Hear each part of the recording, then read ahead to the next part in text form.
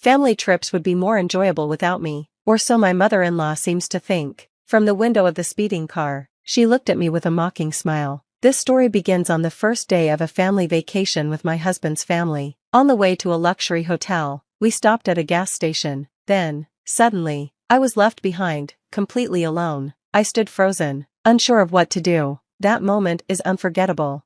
My name is Susan, and I'm 30 years old. I focus on housework and don't have a job outside the home. My husband, Thomas, works as a management consultant and is often away. Since I spend a lot of time alone, and Thomas has been paying all of my mother-in-law's living expenses since my father-in-law passed away, we decided to live with her. She was thrilled that her only son was moving back in, but she wasn't happy about me, his wife, coming too. I'm not glamorous or interested in designer brands. I do many household chores, so my hands are often rough, and I wear practical clothes that are easy to move in. To my mother-in-law, I was an embarrassing daughter-in-law she didn't want others to see.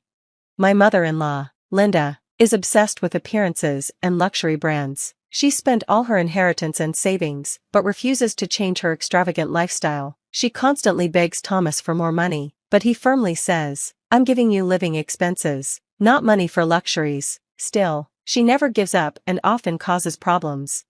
To make things worse, my sister-in-law, Jessica, lives nearby with her husband. Jessica has the same attitude as her mother and often makes hurtful remarks, like, "Thomas could do better than a plain woman like you." She comes to our house every day, demanding meals, baths, and drinks, but never offers to help or contribute money. "You're Thomas's wife, so it's your job to handle all the housework," she says. "You're not even good looking, so at least keep the house clean." She even tells Thomas that I don't understand luxury because I've always been poor. Yet, my mother-in-law claims to my husband that she does all the housework herself, and Jessica pretends we're good friends. I used to work in customer service, so I've been using those skills to avoid major conflicts with my mother-in-law and Jessica, but it's been a tough few years. My husband noticed everything, from me doing all the housework to my sister-in-law's awful behavior. However, he didn't confront them directly because I asked him not to. I wanted to avoid completely breaking ties with his family, no matter how badly they treated me. He respected my feelings, but often said, "You don't have to push yourself so hard. I'm okay with cutting ties and living separately." "Thank you," I'd reply, "but I want to try a little harder." I was even thinking of planning a family trip to improve our relationship. "What do you think?" "That sounds good," he said. "I can take time off next month, so let's do this year's trip." My husband and I have always enjoyed traveling together, even before we got married. Occasionally, we'd still take trips as a couple after moving in with my mother-in-law. But once my mother-in-law and sister-in-law found out we were staying at luxury hotels, they began insisting on coming along. "You two are so selfish. How can you go on luxurious trips without us?" they'd complain. "From now on, include us, and make sure it's extravagant." Because they wouldn't stop pestering us, I eventually told my husband we'd plan a trip for everyone. We booked a luxury hotel for the entire family, including my sister-in-law's husband. My mother-in-law and sister-in-law were thrilled about the idea. However, just before the trip, my husband's work schedule changed, and he couldn't join us. I considered postponing, but my mother-in-law had already bragged to the neighbors about bringing back fancy souvenirs. She insisted we couldn't cancel, and I reluctantly agreed to go without him. On the day of the trip, I packed all their luggage into the car's trunk. Since there was no space left, I had to keep my own travel bag inside the car. During the drive, my mother-in-law and sister-in-law sat in the back seat, making snide comments the entire time. I was already feeling fed up. As I drove, I glanced at the empty passenger seat where only my travel bag sat. Without my husband there, I started to feel uneasy. Even as I drove onto the highway, my mother-in-law's complaints didn't stop. "You're driving so slowly. Are you this careless because Thomas isn't here?" she snapped. "There was an accident today, so I'm being careful," I explained. "You're just good at making excuses," she retorted. "You probably deceived Thomas the same way." "I didn't deceive anyone," I replied, holding back frustration. "If only slow Susan weren't here, this trip would be more fun, right, Mom?" my sister-in-law added. "Yes, indeed," my mother-in-law agreed. Eventually, as we approached a gas station, my sister-in-law suggested, "Why not let Thomas drive the rest of the way? You must be tired, Susan." Having prepared their luggage and cleaned the house before our early departure, I was completely exhausted. Reluctantly, I agreed. Susan, could you buy drinks for everyone? My sister-in-law asked as I stepped out of the car. Strangely, my mother-in-law gave me a friendly smile, so different from her usual behavior. Sure, that's fine, I said, surprised by their sudden kindness. Maybe they want to improve our relationship, just like I do, I thought, feeling a bit relieved. But as I was about to walk away from the car, the engine roared to life. To my shock, my mother-in-law threw my luggage out of the car and yelled with a big smile, "Family trips are more enjoyable without the daughter-in-law, you're just in the way." I froze in disbelief as they drove off, leaving me and my travel bag behind. For a moment, I stood completely still, unable to process what had just happened. Her cruel words echoed in my mind. Finally, I realized no matter how much I tried to please my mother-in-law and sister-in-law, it was all for nothing. Feeling overwhelmed, I grabbed my travel bag, my vision blurred, and I could feel tears welling up. Startled, I ran to the restroom, covered my face with a hand towel, and broke down, crying uncontrollably. I don't remember how long I stayed there, crying, but eventually, I noticed a call on my phone. There was also a message from my husband. He had finished work early and was checking on how the trip with his mother and the others was going. As I read his message, my phone rang. It was Thomas. "Thomas, I'm alone at a highway gas station right now," I said, my voice trembling. What happened?" he asked, alarmed. "Thomas, I'm alone at a highway gas station right now," I said, my voice trembling. What happened?" he asked, alarmed. Hearing his concern, I couldn't hold back my tears and started crying again. He patiently listened as I explained everything without rushing me. "I'm really sorry that Mom and the others did this to you," he said softly. "I'll come pick you up right away. I'm so sorry this happened." "Why are you apologizing, Thomas?" I asked, my voice still shaky. "I just wanted to get along with your family, but I couldn't." He paused and then said, "I want you to tell me how you really feel. Do you still want to try and make things work with Mom and the others?" Right then, I realized the truth. "It's too difficult. I can't do it anymore," I admitted. "I see," he said. "I'm sorry for what my family did to you. I'll handle the separation and everything else with them. But are you okay with leaving things as they are? Your feelings, I mean?" "My feelings?" I asked, confused. "Yes, you've been holding back for my sake all this time, haven't you?" Thinking back, I realized he was right. I had been suppressing my anger and frustration toward his unreasonable mother and insensitive sister. Finally, I admitted, "Yes, I have, but I can't stand them anymore. I hate being around them." Saying that out loud felt unexpectedly liberating. I had been carrying that weight for so long. Thomas responded firmly, "You can do whatever you want from now on, Susan. I'll take care of everything else. No matter what happens, I won't let them hurt you again." His words gave me a sense of relief, and I made a resolution. I wouldn't tolerate their treatment of me anymore. A few hours later, Thomas arrived at the gas station to pick me up. Just being with him made me smile naturally. I realized how peaceful and happy I felt with him. Even though we were traveling the same distance as before, it was clear that we didn't need anyone else to enjoy our lives together. I couldn't help but grin a little, even though I felt bad for worrying my husband. Thanks to his thoughtful care, I was able to rest well after we got home. The next day, Thomas made a surprising suggestion. "I've narrowed down the options for our new home to places near Susan's parents' house," he said. "What? Why all of a sudden?" I asked, startled. "I want to make sure we're not bothered by Mom and the others anymore. Let's finish moving during the 3 days they're on their trip. Will it be too difficult for you, Susan?" Thomas, who was usually so careful and planned, was suddenly acting decisively. I could tell he was deeply upset, though he kept a gentle smile for me. "I'm all for moving. Let's get started right away," I agreed. Without wasting time, we quickly found a new home and a moving company. Everything went smoothly, and we moved out before the family returned from their trip. During this time, I received several smug emails from my mother-in-law and sister-in-law.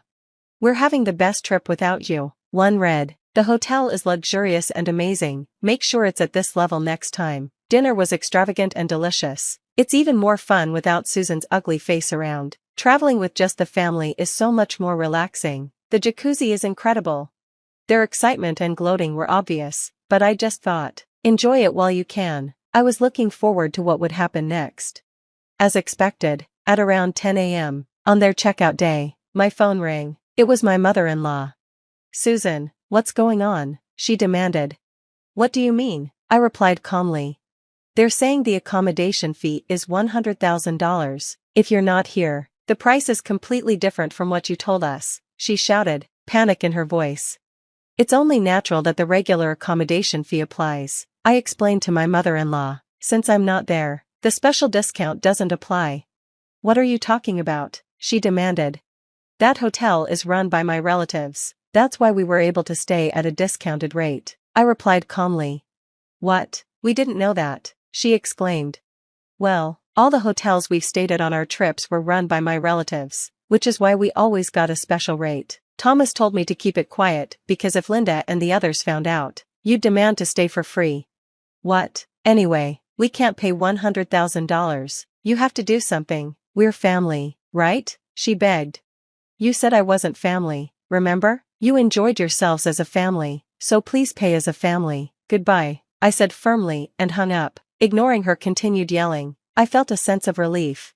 In the end, my mother-in-law and the others had to borrow money from shady sources to pay the hotel bill. When they returned, they discovered we had moved, and they couldn't get any more living expenses from us. This caused huge fights between them and my sister-in-law's family, eventually leading to her divorce.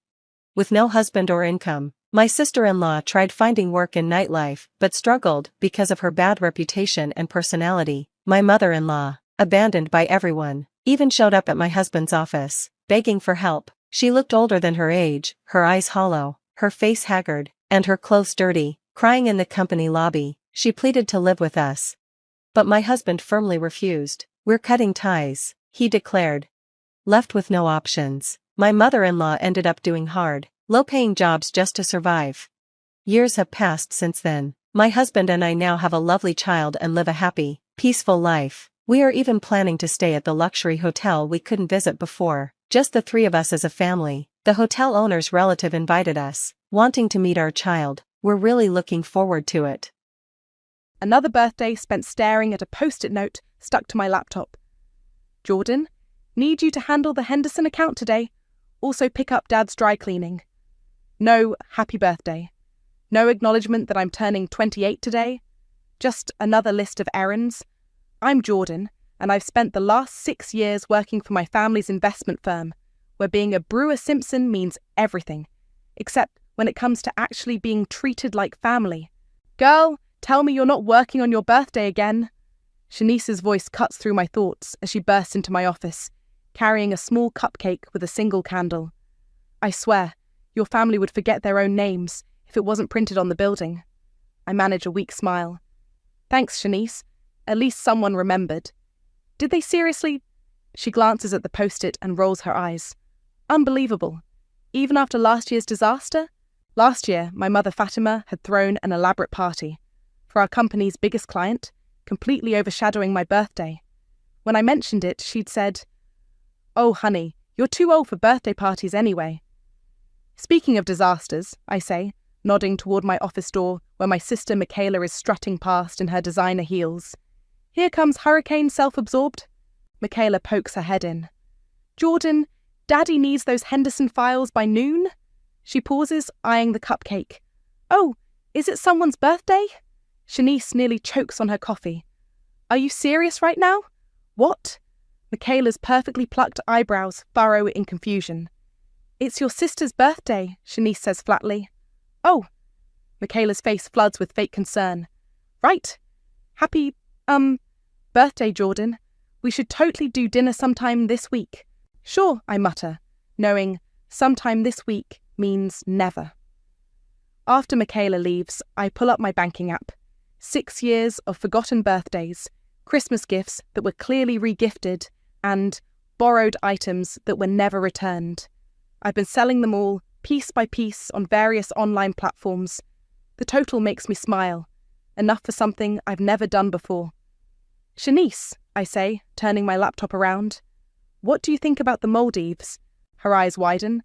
Girl, that's like stupid expensive. Exactly. I click book now on the most luxurious resort package I can find. First-class flight, overwater villa, private butler. Your family's going to flip when they find out. That's the best part. They won't know until I'm already there. I feel a rush of adrenaline as I confirm the booking. No more waiting for them to remember I exist. My phone buzzes. It's my father, Quinton. "Jordan, where are those Henderson files? Still working on them, Dad. By the way, do you know what day it is?" "Tuesday. Look, just get those files done. Your mother's planning a charity gala, and we need to free up some capital." Of course. Another gala. Another chance for my mother to parade around in designer dresses while I crunch numbers in the background. After hanging up, I start planning my escape. 2 weeks in paradise, all to myself. No family drama, no last-minute errands, no being the forgotten daughter. "You're really doing this?" Shanice asks, watching me book everything. Watch me. I pull up Instagram and start following luxury travel accounts. For once, I'm going to be the one they're envious of. "What about the office?" I laugh. "They want those Henderson files? They can do them themselves. I've got 6 years of unused vacation days." As I finish the bookings, my mother sweeps into my office without knocking. "Jordan, darling, I need you to coordinate with the caterers for next week's gala." I look up at her, something shifting inside me. "No." "Excuse me?" I said no, I'm taking a vacation, starting tomorrow. "But the gala isn't my problem." I stand up, gathering my things. "I'm sure Michaela can handle it. She's so good at everything, right?" My mother's face turns an interesting shade of red. "We'll discuss this at home." "Actually, we won't, because I won't be there." I grab my bag and the cupcake Shanice brought. "I've got some packing to do." As I walk out of the office, Shanice trailing behind me, I feel lighter than I have in years. My phone starts buzzing with messages from my family, but I silence it without looking. "You know they're going to lose their minds when they see your vacation photos, right?" Shanice grins. I smile back, feeling the satisfaction of revenge served ice cold. That's exactly what I'm counting on. The moment my feet touch the warm wooden planks of my overwater villa, I know I've made the right decision. 48 missed calls and countless unread messages later, here I am, surrounded by nothing but turquoise water and infinite sky. "Miss Jordan, would you like a tour of your villa?" My personal butler, Marcus, stands at a respectful distance, hands clasped behind his back. "Yes, please." I follow him through sliding glass doors into what feels like another world. The villa is bigger than my apartment back home, with floor-to-ceiling windows that make the ocean feel like part of the room. "Your private infinity pool is here?" Marcus gestures to the deck. "And this glass floor panel allows you to view marine life from your living room." I crouch down, watching colourful fish swim beneath my feet. For the first time in years, I feel myself truly breathing. "Your family has been trying to reach the resort," Marcus mentions carefully. "Hotel policy is to protect guest privacy, unless I say otherwise," I finish for him. "Thank you. I'd like to keep it that way." After Marcus leaves, I change into my swimsuit and settle onto a lounger. My phone buzzes again. This time it's Shanice on WhatsApp. "Girl, your Instagram story is breaking the internet," her message reads. "Your sister is having a meltdown in the office." I smile and open Instagram, posting a photo of my feet propped up against the infinity pool's edge, endless ocean in the background. Caption: "Sometimes you have to choose yourself first." Within minutes, the comments start rolling in. Michaela: "Why didn't you tell us about this trip? Mum's worried sick." Fatima: "Call home immediately, young lady." Violet: "Living your best life." I ignore them all and order a piña colada from the resort's app.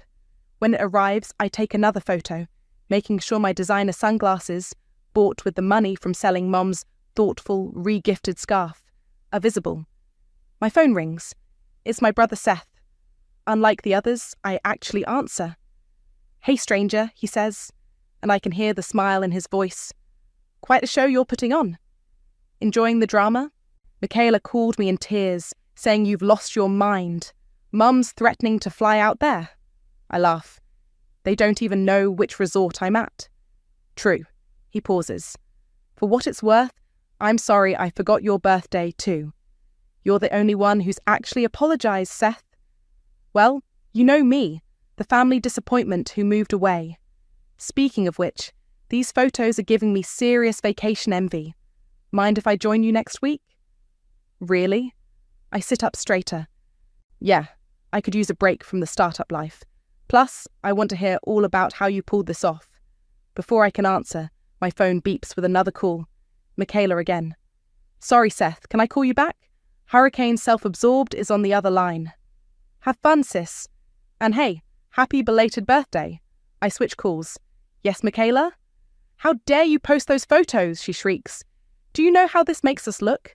Mum had to cancel her lunch with the Stevensons because she's so upset. Oh no, not the Stevensons, I deadpan, taking another sip of my pina colada. However will the family survive? This isn't funny, Jordan. Where did you even get the money for this? Remember that Hermes bracelet you borrowed last year? And those designer shoes Mum re-gifted me that were 2 sizes too small? Amazing what people will pay for authentic luxury items. Silence on the other end. Then, you sold our gifts? Hard to call them gifts when they were never really meant for me. I'm telling Mum. Go ahead. While you're at it, tell her I just booked a sunset cruise and a private beach dinner. Oh, and a spa day tomorrow. I hang up and immediately post another photo. Me blowing a kiss to the camera with the caption, Paradise Found. Marcus appears with fresh towels. Excuse me, Ms. Jordan. Would you like me to arrange a private yoga session for tomorrow morning? The deck is perfect for sunrise practices. That sounds wonderful, I pause. Actually, could you take a photo of me in the infinity pool? He obliges, capturing me floating on my back, arms spread wide, pure bliss on my face. The sunset paints the sky in shades of pink and gold behind me. As I review the photo, another message pops up from Shanice. Your mum just stormed into your office looking for your travel documents. Should I tell her you shredded them all last week? I reply with a single emoji. Then I turn off my phone, slide into the infinity pool, and let the warm water wash away 28 years of being the good, reliable daughter. Tomorrow, I'll post more photos. Tomorrow, I'll let them squirm a little more. But right now, in this moment, I'm exactly where I need to be. Far away from everything and everyone who ever made me feel small. Day 3 in paradise. And my Instagram feed has become a masterclass in elegant revenge. Each post is carefully curated. Breakfast on my private deck, yoga at sunrise, snorkeling with sea turtles. The comment section has turned into a battlefield. My phone lights up with a FaceTime call from Shanice. I prop it against a coconut while sipping my morning smoothie. Girl, you will not believe what's happening here, she says, ducking into the supply closet at work. Your mother just had a complete meltdown in the conference room. Do tell. I adjust my designer sunglasses, another converted gift. So she's showing everyone your posts, right? Saying how ungrateful you are, how she's given you everything. Then Violet, from accounting, she pulls up receipts showing how your mum's been underpaying you compared to other employees with the same experience. I nearly choke on my smoothie. Violet did what? Turns out she's been gathering evidence of workplace discrimination for months. Your mum's face turned so red, I thought she was going to explode. Marcus appears with fresh towels. Your spa appointment is in 15 minutes, Ms. Jordan. Would you like me to escort you? Thank you, Marcus. I turn back to Shanice. Duty calls. Keep me posted? Wait, one more thing. Your dad's been asking about the Henderson account. Should I tell him you left all the files encrypted? I smile sweetly. Tell him the password is my birthday, if he can remember it. After hanging up, I post a new photo. Me in a white resort robe, cucumber slices ready for my eyes, caption reading, self-care isn't selfish. During my massage, my phone keeps buzzing. I check it afterward. Fatima.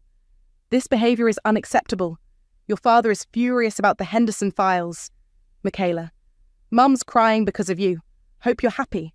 Quinton. Call me immediately regarding the account access. Seth. Booked my flight. See you in 3 days, sis. I'm about to put my phone away when a message from Violet pops up.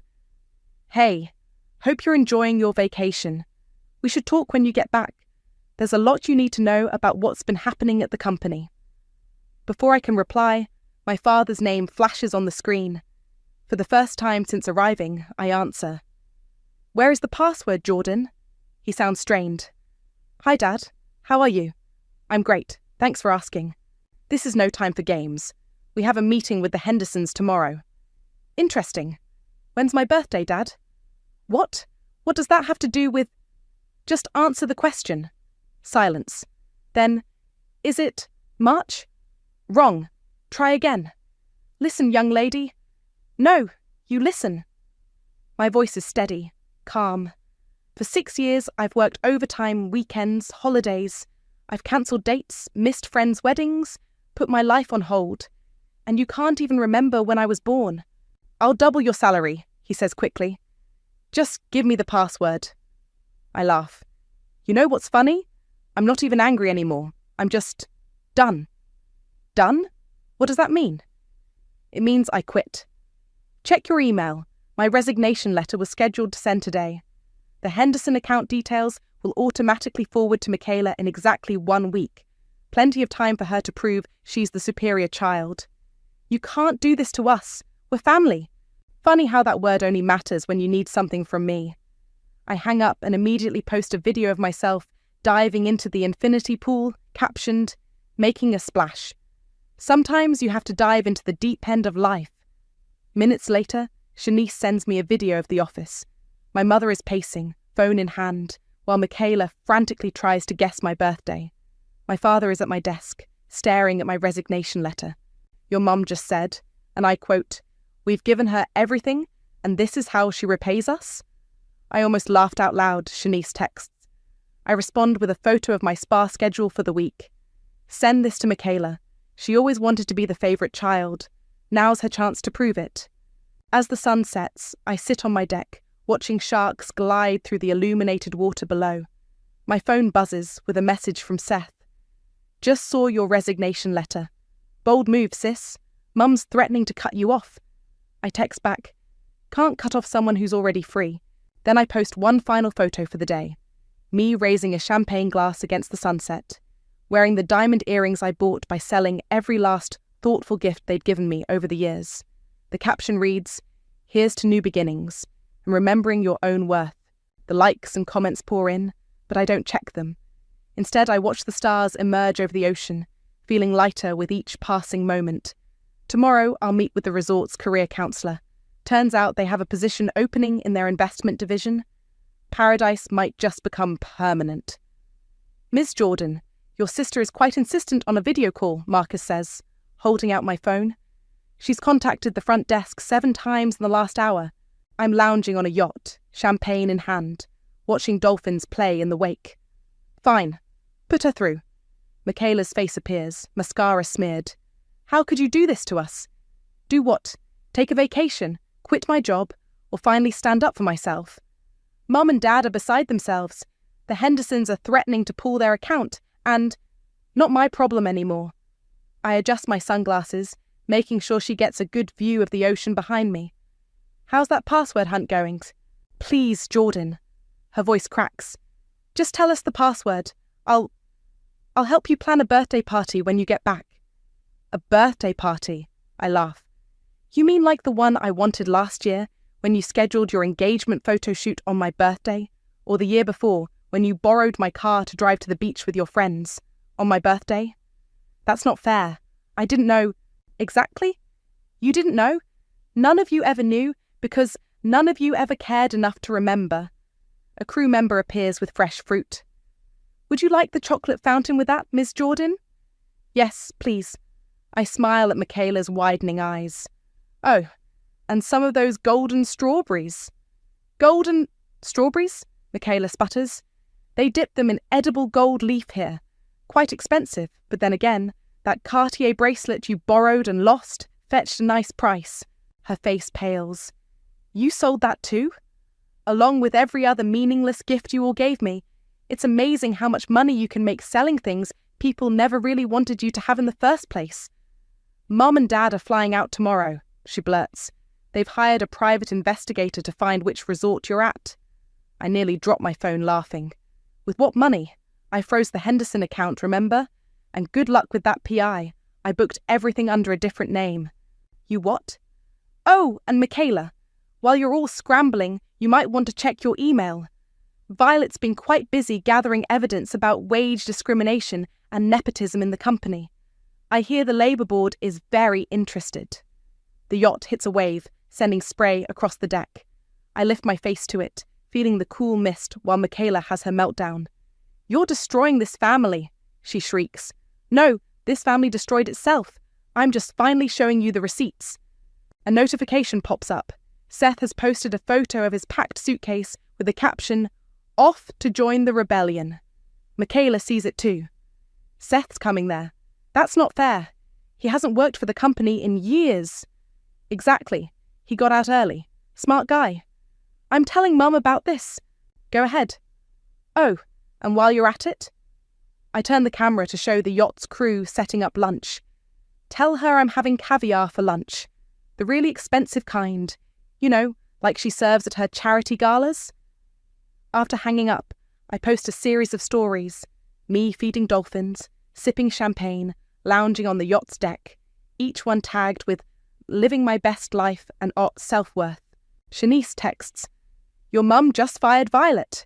But girl, Violet had backup plans. She sent all the evidence to the Labour board before getting escorted out. It's chaos here. I forward the message to Violet. "Need a vacation? I know a great resort." Her response is immediate. "Already packed. Send me the details. Also, your mum's face when she got the Labour board notice? Priceless." Marcus appears with a satellite phone. "Ms. Jordan, your father is on an urgent call. Let me guess, he remembered my birthday. He says it's about your trust fund." I take the phone. "Hi, Dad." "We're cutting you off," he says, without preamble. "No more trust fund, no more company shares, no more—" "Already sold them," I interrupt. "Last week, along with every stock option you ever gave me. Check your company's trading history." Silence. "What's wrong, Dad? Isn't this what you taught me? Buy low, sell high, and always have an exit strategy?" "You've gone too far," he growls. "No, I finally went far enough." I watch a dolphin leap from the water. "By the way, I just got offered a position here at the resort, heading up their investment division. Turns out my experience is worth quite a lot when it's not being undermined by family politics." I hang up and turn to Marcus. "Could you arrange a welcome dinner for my brother Seth? He arrives in 2 days." "Of course. And shall I continue declining your parents' attempts to book rooms here?" "Please. Oh, and Marcus, make sure the photographer captures every moment of my sunset dinner tonight. I hear my sister loves seeing food photos on Instagram." I stretch out on the deck chair, feeling the sun on my face and freedom in my heart. Let them come looking. They'll never find me. And even if they do, they'll find someone very different from the daughter they thought they knew. Remember this? I hold up a tarnished silver locket to my laptop camera, where Shanice is watching via video call. Sweet 16 gift from Mum. She forgot she'd given me the same one for Christmas the year before. I'm sitting cross-legged on my villa floor, surrounded by photos of everything I'd sold to fund this escape. Each item tells a story of thoughtlessness. "That's the one she bought in bulk for client gifts, right?" Shanice asks. "Yep. Sold both for $800 each. Turns out they were actually vintage pieces she got at an estate sale." My phone buzzes. Another email from the family lawyer. Delete. "Your mum came by your apartment today," Shanice says. "Started demanding your spare key from the building manager. Let me guess. She wanted to check if I'm okay? More like check for evidence. But that new manager? Total boss. Told her without a warrant she's not getting anywhere near your place." I hold up another photo. "Remember this disaster? The size 2 designer dress Michaela gave me for Christmas? To motivate me to lose weight? Girl, you were already a size 4. Sold it to a vintage shop for $3,000. Paid for my first-class upgrade?" I pause, picking up another photo. "This one hurt the most, though." The watch? Dad's graduation gift. The only time he seemed genuinely proud of me. I trace the empty box in the photo. $10,000. Funded my first week here. My phone lights up with a text from Seth. "Landing in 3 hours. You won't believe who I saw at the airport." Before I can reply, Marcus knocks. "Ms. Jordan, there's a situation at the front desk. Your mother has somehow discovered the resort's location." My heart skips. "How?" "It appears someone tagged the resort in one of your photos by accident." I check my recent posts. There it is. A location tag on my sunrise yoga photo. amateur mistake. She's trying to book a room, Marcus continues. However, we've maintained your privacy request. She's quite insistent. I can imagine. Fatima in full meltdown mode, designer handbags swinging, demanding to speak to managers. Send her to the sister resort on the next island, I suggest. Let her enjoy a wild goose chase. My phone buzzes again. Seth. Update.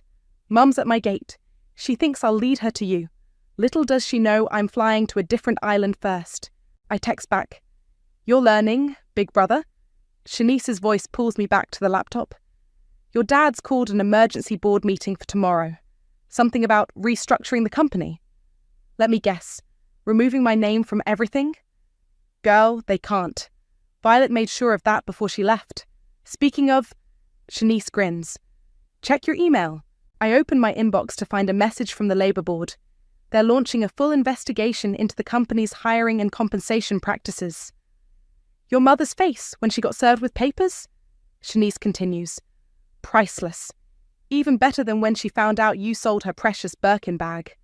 Ah yes, the Birkin. Another borrowed item that funded my escape. $20,000 of sweet revenge. My phone rings. Michaela again. I answer on speaker. How dare you sell my things? She shrieks. Your things? I scroll through my photos. You mean the things you gave me as gifts? Or the things you borrowed and never returned? That Cartier bracelet was mine. Really? Because I have the gift receipt with my name on it. Want to see? Mum's having panic attacks because of you. No, Mum's having panic attacks because her perfect world is crumbling. How's that Henderson account going, by the way? Silence. That's what I thought. I pick up another photo. Oh, remember this? The Chanel bag you needed to borrow for your engagement party? The one you spilled wine on and never replaced? You're being childish. No, I'm being thorough.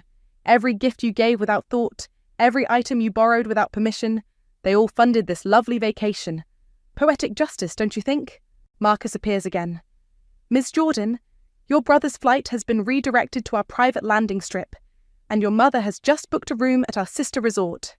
I smile. Perfect. Make sure she gets the best room available, on my account.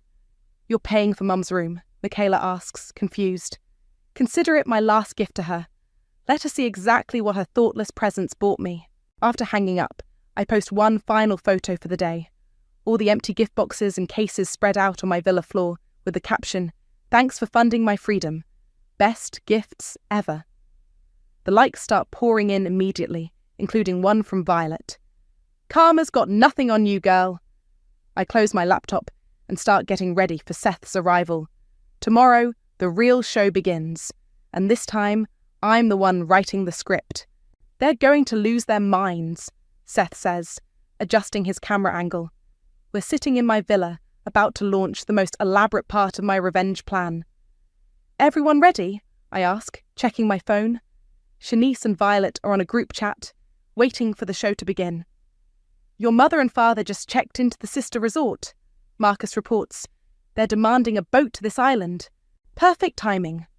I smooth my designer dress, another converted gift, and press the button to join the video conference I'd scheduled.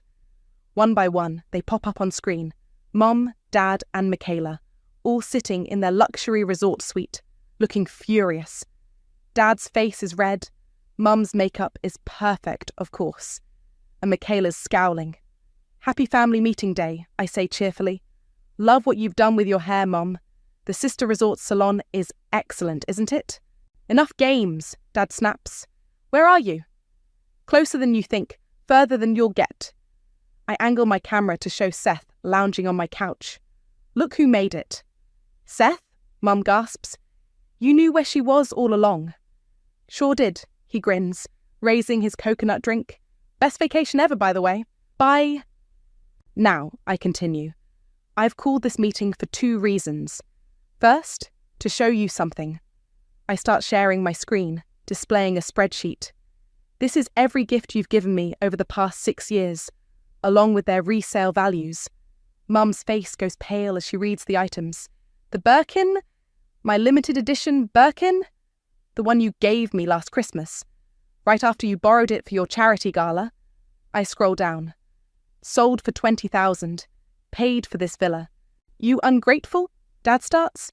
Oh, we're just getting started. I switch to another spreadsheet. This is my salary history compared to other employees. Notice anything interesting? Like how Michaela made twice my salary with half my experience? That's confidential information, Dad sputters. Not anymore. I smile sweetly. The Labour Board has it all. Violet says hi, by the way. Michaela jumps up. I earned that salary. Really? Then you won't mind handling the Henderson account alone. Speaking of which, I pull up a timer on screen. That encrypted file unlocks in exactly 1 hour. Better start guessing my birthday. This is ridiculous, Mom snaps. We're your family. Are we? Quick quiz then. What's my favourite colour? What did I want to be when I grew up? What was my first pet's name? I pause between each question, met with silence. Seth? Blue marine biologist, and your goldfish was named Bubbles. He answers promptly. See? Not that hard if you actually pay attention. Dad leans forward. What do you want? Money? A promotion? I want you to feel what I felt. Every forgotten birthday, every borrowed item, every dismissive comment. I hold up my phone, showing them my new business card. By the way, I'm the new investment director here at the resort. Turns out my experience is quite valuable when it's not being undermined by family politics. You can't just, Mum begins. Actually, I can. And I did. But here's the real reason for this meeting. I press a button, and their resort room TV turns on automatically. Look familiar? They turn to see footage of an empty conference room, the one at their hotel. That's where you're headed next. There's a lovely tea service waiting, very expensive, very elegant. I smile. Just like all those lonely birthday dinners I had, while you were too busy with galas and client meetings. What are you talking about? Michaela demands. In 10 minutes, you'll get an invitation to tea with Jordan. You'll rush down, expecting to finally confront me in person. I lean back, but I won't be there, just like you were never there for me. This is childish, Dad growls. No, this is karma. By the way, the Henderson file password? It's April 15th, my birthday. Not that it matters now. I've accepted their account here at the resort. They seemed quite impressed with my personal approach to client relations. Mum's face crumples. We've given you everything. No, I cut her off. You gave me things. Things you could borrow, things you could show off, things that proved what a generous family you were. But you never gave me what I actually needed. Respect, recognition, love. The timer on screen hits 0. In their room, a server appears with the tea invitation. Enjoy your tea, I say softly. I hear the view of the ocean is spectacular. Almost as spectacular as watching your perfect world crumble from my infinity pool. I end the call and turn to Seth, who's slow clapping. Brutal, he grins. Absolutely brutal.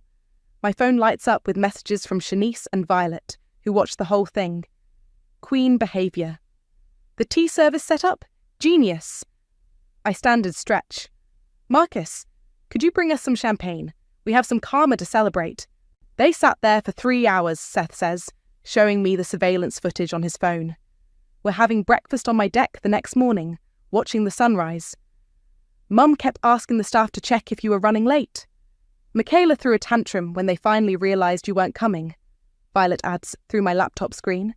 She's settled into her own vacation at a nearby island resort. Your dad actually flipped a teacup. I spread butter on my croissant, savouring each bite.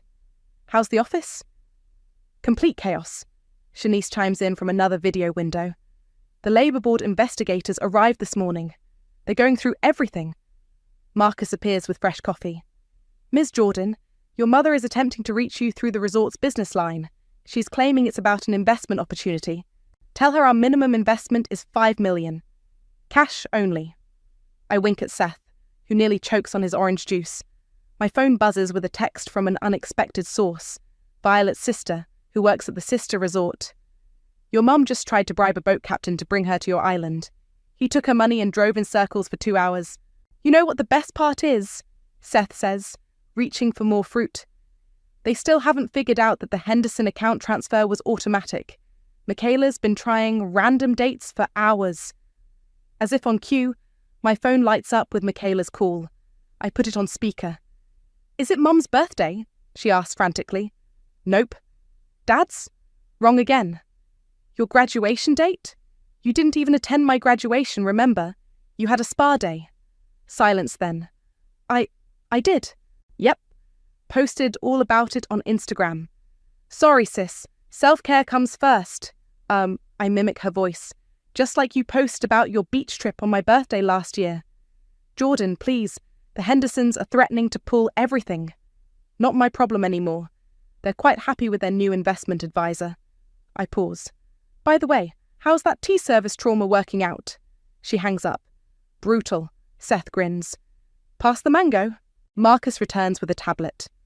"Your mother has just posted quite an interesting statement on social media. Would you like to see?" I take the tablet, reading aloud. "Heartbroken that my daughter has chosen material wealth over family love. We gave her everything, and this is how she repays us. Please respect our privacy during this difficult time." Oh, and she tagged all their country club friends? "Check the comments," Violet suggests. I scroll down. "Didn't you forget her birthday last week?" "Pretty sure I saw you at the spa on her graduation day." "Wasn't that Birkin bag in your Instagram post last month?" "The internet never forgets," Seth laughs. My phone pings with an email. It's from Dad's executive assistant. "Thought you should know. Your father just called an emergency board meeting. They're trying to void your company shares." I forward it to our family lawyer with a single line. "Exhibit A for the Labour Board. Ms. Jordan?" Marcus appears again. "The resort's general manager would like to meet with you regarding the investment director position. He's quite impressed with how you handled the Henderson transfer."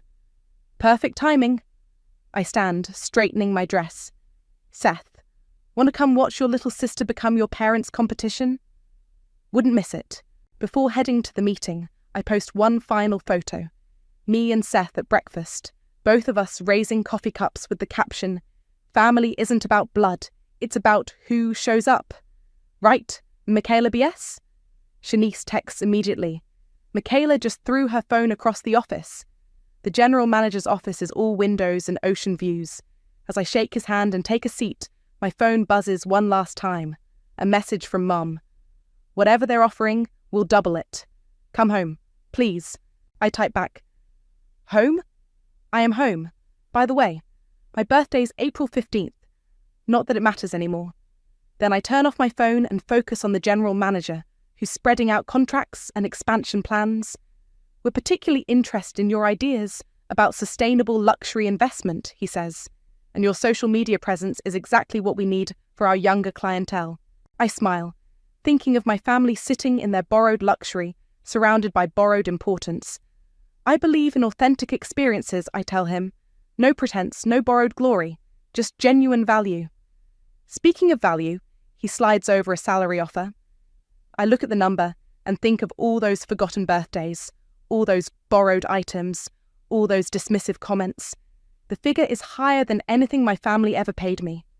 When can I start? As I sign the contract, I can almost hear Michaela's scream of frustration from the other island. Some things, it turns out, are worth more than family obligation, like self-respect, like recognition, like revenge served on a silver tea tray. "Ready for this?" Seth asks, as our seaplane descends toward the mainland. After 2 weeks in paradise, we're heading back, but not to grovel or surrender. Born ready. I check my phone one last time. The Labour Board investigation has exploded across business news. Family firm faces nepotism investigation. Mum's going to love that headline. We land to find Shanice and Violet waiting with matching grins. "Your parents are at the office," Shanice says, hugging me. "They've been there since dawn trying to damage control." Perfect timing then. I straighten my resort name badge, now reading Investment Director. The familiar glass building looms ahead. Inside, whispers follow us through the lobby. Everyone's heard the stories by now. The forgotten daughter who turned the tables, the encrypted files, the Labour investigation. "Jordan!" Michaela spots us first, rushing over in her designer heels. "Thank God you're back. We can fix this." "Already fixed," I interrupt, heading for the conference room. "Just not the way you wanted." The board members are already seated, Mom and Dad at the head of the table. Their faces flash through surprise, anger, and fear as I walk in. "What is this?" Dad demands. "Quarterly investment review," I say sweetly, setting up my laptop. "Oh, but I'm not here as your daughter. I'm here representing Paradise Resort Holdings." Mum's perfectly manicured hand trembles. "What are you talking about? While you were having tea at the sister resort, I was securing contracts with your top 3 clients." I pull up the presentations. The Hendersons were just the beginning. "You can't," Dad starts. "Actually, I can." And I did. See, they appreciated having an advisor who remembered their birthdays, their children's names, their preferences. Amazing what happens when you actually pay attention to people. Michaela slumps in her chair as I continue. Paradise Resort Holdings is launching a boutique investment division. We're offering personalized service, ethical investment options, and... I smile directly at Mum. Actual family values. "This is ridiculous," Dad sputters. The board has already seen the Labour Board's preliminary findings," Violet interrupts, sliding folders across the table, including the pay disparities, the nepotism, and the creative accounting. Seth steps forward. "They've also seen my audit of family assets. Interesting how many company resources went to personal use. Those charity galas weren't very charitable, were they, Mum?" The board members shift uncomfortably. "So here's what's going to happen," I continue. "I'm not here to destroy the company. I'm here to offer a partnership. Paradise Resort Holdings wants to work with firms that demonstrate ethical practices and genuine client care." "And if we refuse?" Mum asks quietly. "Then the Hendersons, Wilsons, and Jacobsons take their combined $100 million to Paradise. Your choice." Dad's face reddens. "After everything we've done for you." "Done for me?" I laugh. "Let's ask the board something. Anyone know when my birthday is?" Silence. "April 15th, a quiet voice says. Everyone turns to Michaela, who's staring at her hands. "It's April 15th. I looked it up in HR files yesterday." "First time you've ever known it," I note. "Funny how consequences make people pay attention." I stand, smoothing my dress. "You have until the end of the week to decide." "Oh, Mum, that Birkin bag you've been crying about?" I pull out a familiar orange box. "I had it authenticated. It's fake, like everything else you've given me." The board erupts in whispers as Mum's face crumples. "Jordan, wait!" Michaela calls as I reach the door. I'm sorry. For everything." I turn back. "Prove it. Be better. Not for me. For yourself." Outside, Shanice high-fives me. "Girl, that was legendary." "Not done yet," I say, pulling out my phone. I post a photo of my new office view at the resort. Some call it revenge. I call it revolution. Here's to building something real. Seth throws an arm around my shoulders as we walk out. "So, boss lady, when do I start?" "You're hired," I grin. "First task, help me plan my birthday party for next year. I'm thinking beachfront celebration? With real gifts this time," he promises. My phone buzzes. A message from the board's chairman. "Partnership approved. Your parents have been moved to advisory roles. Congratulations, Ms. Director." I show the message to Violet, who's already booking her flight back to Paradise. "Want to head up our compliance department?" "Try and stop me," she grins. As we leave the building, I spot my parents through the conference room windows, looking small and lost in their expensive clothes and borrowed importance. For a moment, I almost feel sorry for them. Almost. "Ready to go home?" Seth asks. I look at my real family, Seth, Shanice, Violet, and smile. Already there. Behind us, the glass tower reflects the setting sun, turning everything to gold. Sometimes the best revenge isn't about destroying what hurt you, it's about building something better from the pieces they left behind.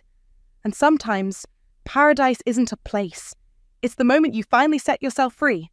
I never thought I'd hear my own sister plotting against me, but there I was, frozen behind the kitchen door, listening to her conspire with my mother-in-law about my future, or rather, the lack of it. "April's been trying for 2 years now." Hazel's voice dripped with disdain. "No grandchildren in sight. The Wheeler fortune needs proper heirs, Lisa. You understand what I'm saying, don't you? My name is April. And until that moment, I thought my biggest problem was not being able to conceive. Now I realized my infertility wasn't just a personal struggle, it was ammunition. But she's my sister. Lisa's voice wavered. And what about Jude? He loves her. Love doesn't secure legacies, Hazel replied. My son will understand in time. The family needs someone fertile, someone who can carry on the Wheeler name. I pressed my hand against my mouth, stifling a gasp. The weekly family dinner suddenly felt like a trap. The familiar scent of pot roast, now sickeningly sweet. Come in, April, Hazel called out, making me jump. The roast is getting cold. I composed myself and pushed through the door, plastering on a smile. Sorry, I was just freshening up. Lisa wouldn't meet my eyes as I took my seat. Her fingers fidgeted with her napkin, a nervous habit from childhood. Hazel, on the other hand, smiled broadly, passing the gravy boat with practiced grace. Where's Jude? I asked, noticing my husband's empty chair. Still on that work call, Hazel replied. You know how demanding his position is. The Wheeler business empire doesn't run itself. The empire that would apparently skip right over me. Actually, I set down my fork. I have some news about our fertility journey. Lisa's head snapped up, and Hazel's smile tightened. The doctor says there's a new treatment we could try, I continued, watching their reactions. Jude and I have been discussing it. Treatments are expensive, Hazel cut in, and often disappointing.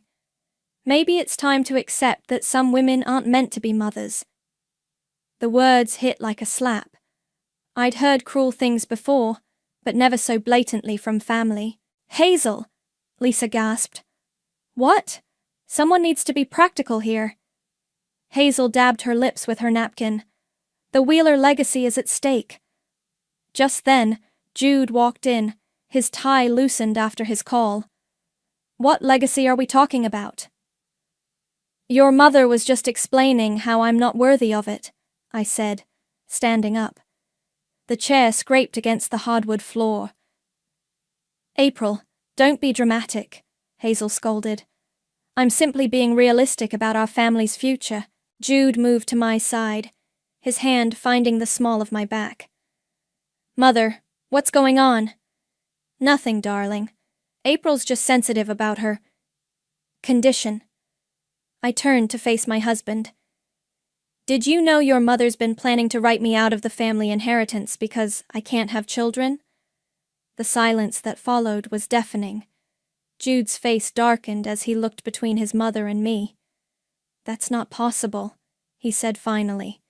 The trust is ironclad. Grandfather made sure of it. Hazel's composure cracked slightly. There are ways, dear. Legal ways. For the good of the family. The good of the family. Jude's voice rose. April is family. For now, Hazel muttered, but we all heard it. I grabbed my purse from the counter. I think I need some air. April, wait, Lisa called after me, but I was already heading for the door. Let her go, I heard Hazel say. She needs to accept reality. Outside, the cool evening air hit my face, and I pulled out my phone. With trembling fingers, I dialed a number I never thought I'd need. Walker Hanson's office, a voice answered. Walker, it's April Wheeler. Remember when you said to call if I ever needed financial advice? Well, I need more than advice. I need a plan. Of course, April. When would you like to meet? I looked back at the house, where I could see shadows moving behind the curtains. Tomorrow. First thing, as I hung up, a new sense of determination settled over me. Hazel thought she could push me out? She had no idea what I was capable of. This wasn't just about money anymore. It was about respect, family, and justice. And I was going to fight for all three. Walker's office felt like a sanctuary compared to the chaos of the past 24 hours. He listened intently as I explained everything, his expression growing more serious with each detail. So your mother-in-law wants to divert your inheritance to your sister? He leaned forward, fingers steepled. That's ambitious of her. She thinks she's found a legal loophole, I said, clutching my coffee cup. Something about heirs and bloodlines. There's always someone who thinks they've found a loophole. Walker pulled out a thick folder. But your father-in-law was thorough when he set up the trust. Let me show you something. He spread several documents across his desk. See this clause? It specifically protects spousal rights, regardless of children. Hazel can't touch your portion without your signature. Relief flooded through me, but it was short-lived. She'll find another way. She always does. Then we'll be smarter, Walker said, pulling out a fresh legal pad. I have some ideas that could protect your interests permanently. As we discussed strategies, my phone buzzed. Jude's face lit up the screen. I hesitated before answering. Where are you? His voice was tight with worry. Mother's been calling all morning, trying to apologize. I'm handling some business, I replied, watching Walker sketch out a financial flowchart. And I don't want her apologies. April, please, come home so we can talk about this. I'll be home later. I ended the call, turning back to Walker. What's next? He slid a document across the desk. First, we establish your own trust, independent of the Wheeler estate. It's perfectly legal and will give you complete control. As I read through the paperwork, a wave of nausea hit me. I gripped the edge of his desk, breathing deeply. Are you all right? Walker asked, concerned. Just stressed, I managed, but something clicked in my mind. I'd been feeling off for weeks, but with everything happening, I need to make a stop before going home, I told Walker, gathering my things. How soon can we implement these changes? Give me 2 days to prepare everything, but April? He caught my eye. Be careful. Family disputes over money can turn ugly fast. An hour later, I sat in my car outside the pharmacy, staring at the pregnancy test in my hands. 2 pink lines. Clear as day. My hands shook as I called my doctor's office, scheduling an immediate appointment. By late afternoon, it was confirmed. I was 8 weeks pregnant. The irony wasn't lost on me. After years of trying, countless treatments, and now, just when Hazel had decided I was barren, my phone buzzed again. Lisa's name flashed on the screen. April, I'm so sorry, she blurted before I could speak. I never should have listened to Hazel. The things she said. Save it, I cut her off. You chose your side. No, please listen. She's been talking to lawyers, looking for ways to challenge the trust. She's obsessed with this idea of proper heirs. I touched my still flat stomach, a plan forming. Is she now? I should have told you sooner. She made it sound so reasonable at first, about preserving the family legacy. And what about preserving our relationship, Lisa? Did that matter at all? The silence on the other end spoke volumes. I want to make this right, she finally said. Then prove it. Tell me everything Hazel's planning. After hanging up, I sat in my car, processing everything. The pregnancy, the trust, Hazel's schemes. I should have felt overwhelmed, but instead, I felt strangely calm. For the first time, I had real power. Not just legal documents, but the one thing Hazel wanted most. My phone buzzed one more time. A text from Walker. Documents will be ready tomorrow.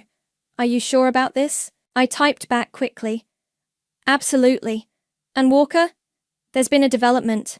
I'll need to add one more name to that trust. As I drove home, I thought about how to play this. Hazel wanted an heir. She'd get one, but not on her terms.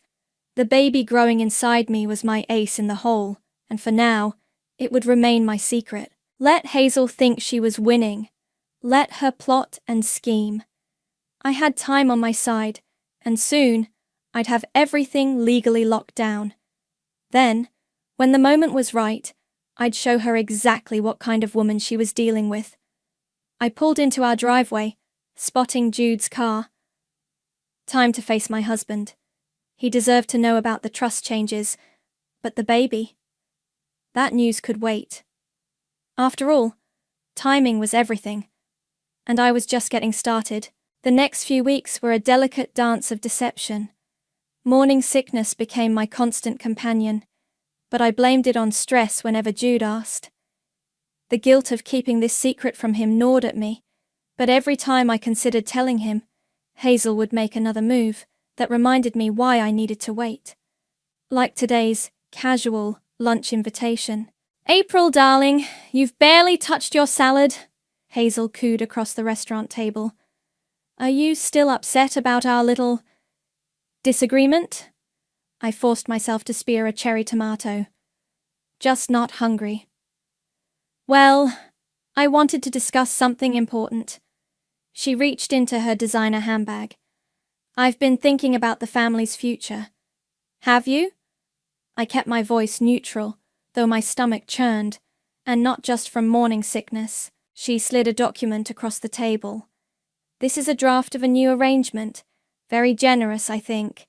It would give you a comfortable settlement if you and Jude were to part ways." My fork clattered against the plate. "Are you trying to buy me out of my marriage?" "I'm being practical. You're young, April. You could start fresh, find someone more compatible." Before I could respond, a familiar voice cut through the tension. "Mom? April? What a surprise." Sophia, my sister-in-law, stood by our table.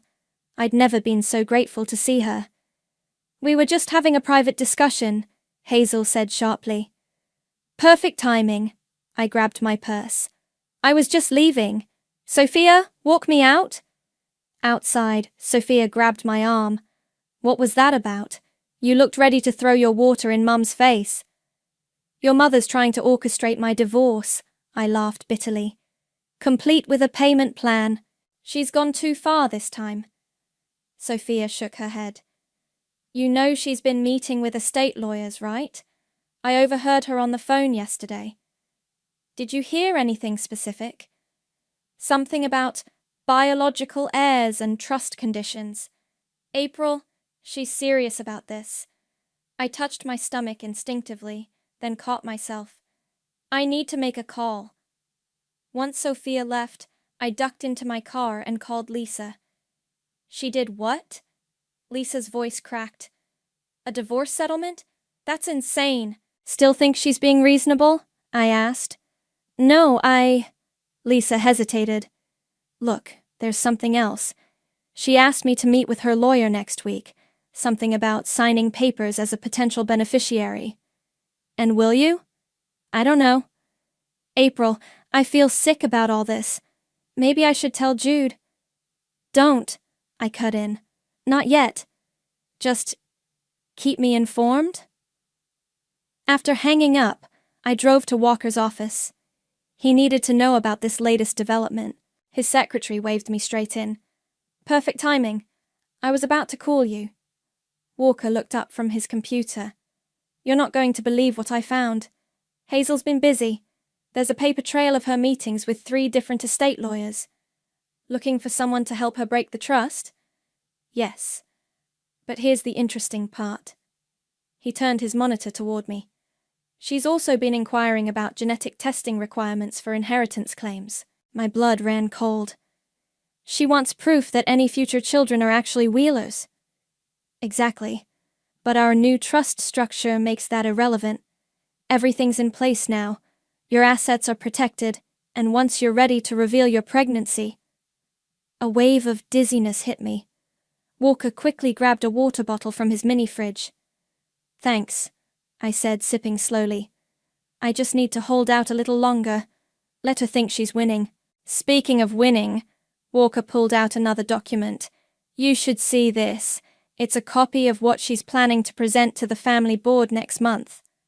I scanned the pages, my anger rising with each paragraph. Hazel had detailed every possible way to challenge my position in the family, including some surprisingly personal attacks.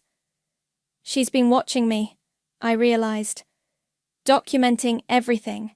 even my doctor's appointments, which makes your pregnancy all the more powerful when revealed. She's building her case on your supposed infertility. I stood up, suddenly feeling energized despite my nausea. Keep those documents safe. We'll need them later. Where are you going? To see my sister. It's time to find out exactly whose side she's really on. As I drove to Lisa's house, I thought about the baby growing inside me. Hazel wanted proof of Wheeler blood? She'd get it, along with proof that she'd picked the wrong daughter-in-law to mess with. My phone buzzed with a text from Jude. Mother wants us all for dinner tonight, says it's important. Perfect. Let Hazel gather her pieces on the board. Soon enough, she'd learn that while she was playing checkers, I'd been playing chess all along, and I was about to make my next move. Lisa's face crumpled when she opened her door. I've been trying to call you. I know. I brushed past her into her living room. But we need to talk in person. April, I can't do this anymore. Lisa collapsed onto her couch. Hazel came by this morning with more paperwork. She wants me to sign something about being a contingent beneficiary. I sat across from her, studying my sister's face. The guilt was eating her alive. Good. Did you sign it? No, I told her I needed time to think. Lisa wrung her hands. She's not who I thought she was. The things she's saying about you, the plans she's making. Tell me everything. She wants to present evidence to the family board that your marriage to Jude was... Lisa swallowed hard. Strategic. That you knew about your fertility issues before the wedding but hid them. My laugh was sharp. Of course she does. This isn't funny, April. She's trying to destroy you. No. I leaned forward. She's trying to control me. There's a difference. Lisa's eyes widened. You have a plan, don't you? That's why you're so calm. Before I could respond, my phone buzzed. A text from Sophia. Mom's called an emergency family dinner tonight. Something big is happening. I saw that look, Lisa said. What's going on? I stood up, smoothing my dress. Come to dinner tonight. You'll want to see this. April, wait. Lisa grabbed my arm. I need to know. Can you ever forgive me? I turned to face her, remembering all our years growing up together, all the times she'd had my back before Hazel got in her head. That depends on what you do next, I said softly. Choose carefully, Lisa. Family loyalty goes both ways. Hours later, I arrived at the Wheeler mansion for dinner. Jude met me at the door, his face tense. Mother's been in her study all afternoon with her lawyer, he whispered, kissing my cheek. Whatever this is about, it's serious. When isn't it? I squeezed his hand, fighting back a wave of nausea. This pregnancy was determined to make its presence known at the worst moments. The dining room was already full. Sophia sat with her husband, while Lisa perched nervously on a chair near the window. Hazel stood at the head of the table, practically glowing with satisfaction. April, dear, so glad you could join us. Her smile was razor-sharp. I have some important announcements to make. Before you start, I cut in, I have something to say. Hazel's smile faltered. This really can't wait. I know about the lawyers, Hazel. The room fell silent. I know about the trust challenges, the genetic testing requirements, all of it. How dare you! I also know about the divorce settlement you tried to offer me at lunch. I turned to Jude, whose face had gone pale. Your mother thinks she can buy me off. Mother? Jude's voice was dangerous. Is this true? Everything I've done is for this family's future, Hazel snapped. A future that requires proper heirs, not some barren... That's enough! Lisa stood up suddenly. I won't help you hurt my sister anymore. I'm done. Hazel's face reddened. Sit down, Lisa. You signed an agreement. No, I didn't. Lisa moved to stand beside me. And I won't. Then you'll regret it, Hazel snarled, pulling out a thick envelope. Because as of today, the trust conditions are changing.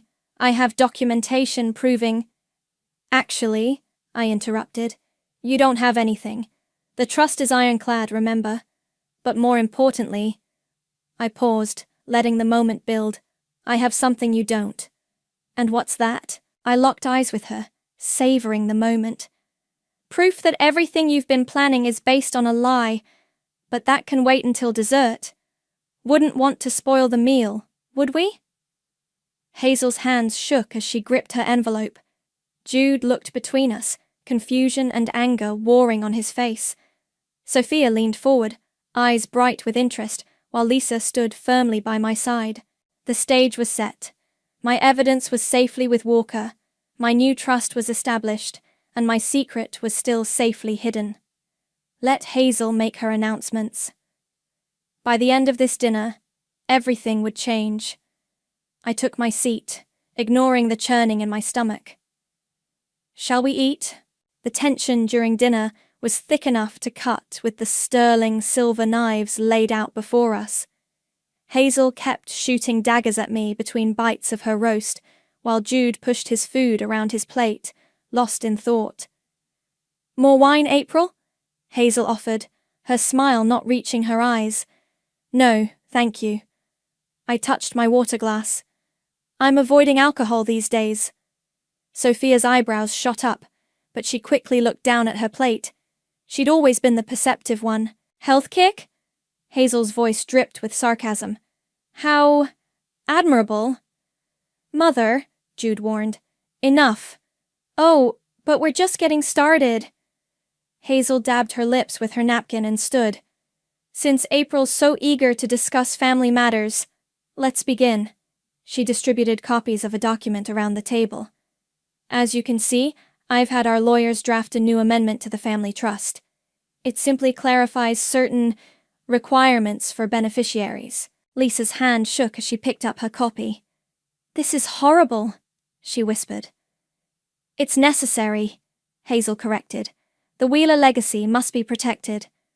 By requiring DNA tests for all future children. Sophia's voice was incredulous. Mother, this is insane. Actually, I reached for my purse. I have some documents of my own to share. Hazel's face tightened. This isn't the time. I think it's the perfect time. I pulled out the folder Walker had prepared. These are copies of all your meetings with various estate lawyers over the past month, including some very interesting notes about your plans to have me removed from the family. Jude snatched up the papers, his face darkening as he read. Mother, what have you done? Only what needed to be done. Hazel slammed her hand on the table. This woman has failed to provide an heir. She's destroying everything your father built. No, Lisa stood up again. You're the one destroying things. I've watched you manipulate and scheme, and I won't be part of it anymore. Sit down, Hazel hissed. You have no idea what you're giving up. She knows exactly what she's doing, I said, reaching for my sister's hand. She's choosing family over greed.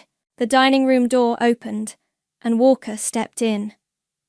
Am I interrupting? Who let you in? Hazel demanded. I did, Sophia said. April asked me to make sure he could join us for dessert. Walker placed his briefcase on the table. I have some documents that might interest everyone, particularly regarding the original trust conditions and Mrs. Wheeler's recent, creative interpretations of them. This is a private family matter. Hazel stood, her face flushed. Sit down, Mother. Jude's voice was steel. I want to hear everything. Walker began laying out papers. First, there's the matter of the original trust, which explicitly protects spousal rights. Then we have evidence of attempted tampering, including these recorded conversations with various lawyers. As Walker spoke, I watched Hazel's face grow paler. Her carefully constructed plan was unraveling thread by thread. There's more, I added, nodding to Walker. He pulled out another document. This is a new, Separate trust established by April. It's already been funded and approved, completely independent of the Wheeler family trust. You can't do that, Hazel sputtered. I already have. I met her eyes across the table. Everything I've earned, everything I've built, it's protected now. From you. This is ridiculous. Hazel turned to Jude. Are you going to let her do this? Jude picked up the papers, reading carefully. Did you really try to buy her off with a divorce settlement? The silence was damning. I think, Sophia said quietly, we all need to take a step back and... A sudden wave of dizziness hit me, stronger than before. I gripped the table edge, breathing deeply. April? Lisa squeezed my shoulder. Are you okay? I'm fine, I managed, but the room was spinning slightly. No, you're not. Sophia was suddenly beside me, her hand on my forehead. You're pale as a ghost. Jude knelt next to my chair, concern replacing anger. Should we call a doctor? No, I said, straightening up. But there is something else you all need to know. Something that makes all of Hazel's plans completely pointless. What are you talking about? Hazel demanded. I looked at my husband, then at my sister, and finally at Hazel. The moment I'd been waiting for had arrived sooner than planned, but maybe that was for the best. Well, I said, my hand instinctively moving to my stomach, it seems your concerns about heirs were a bit premature. The room went absolutely still as understanding dawned on their faces, all except Hazel, who looked like she'd been struck by lightning. No, she whispered. You can't be. I smiled, feeling stronger by the second. Oh, but I am. How far along? Jude's voice was barely a whisper as he gripped my hand. 8 weeks, I said softly. I found out the day after, well, after I overheard Hazel's plans. 8 weeks? Hazel's voice cracked. You've known for weeks and said nothing. Can you blame her? Sophia shot back. Look at how you've been behaving. Jude hadn't moved, his eyes fixed on my still flat stomach. We're having a baby? After all this time? Yes, I squeezed his hand. I wanted to tell you, but she needed leverage. Hazel cut in, her shock turning to anger. She manipulated all of us. That's rich coming from you, Lisa snapped. After everything you've done? Walker cleared his throat. Perhaps we should discuss the legal implications of this development. Legal implications? Hazel laughed bitterly. Oh yes, let's discuss those. How convenient that you suddenly become pregnant just when the inheritance is threatened. Jude stood up so quickly, his chair toppled backward. That's enough, Mother. You've gone too far. Have I? Hazel pulled another document from her pile. Then explain why your wife has been secretly meeting with doctors for months. Planning this, no doubt.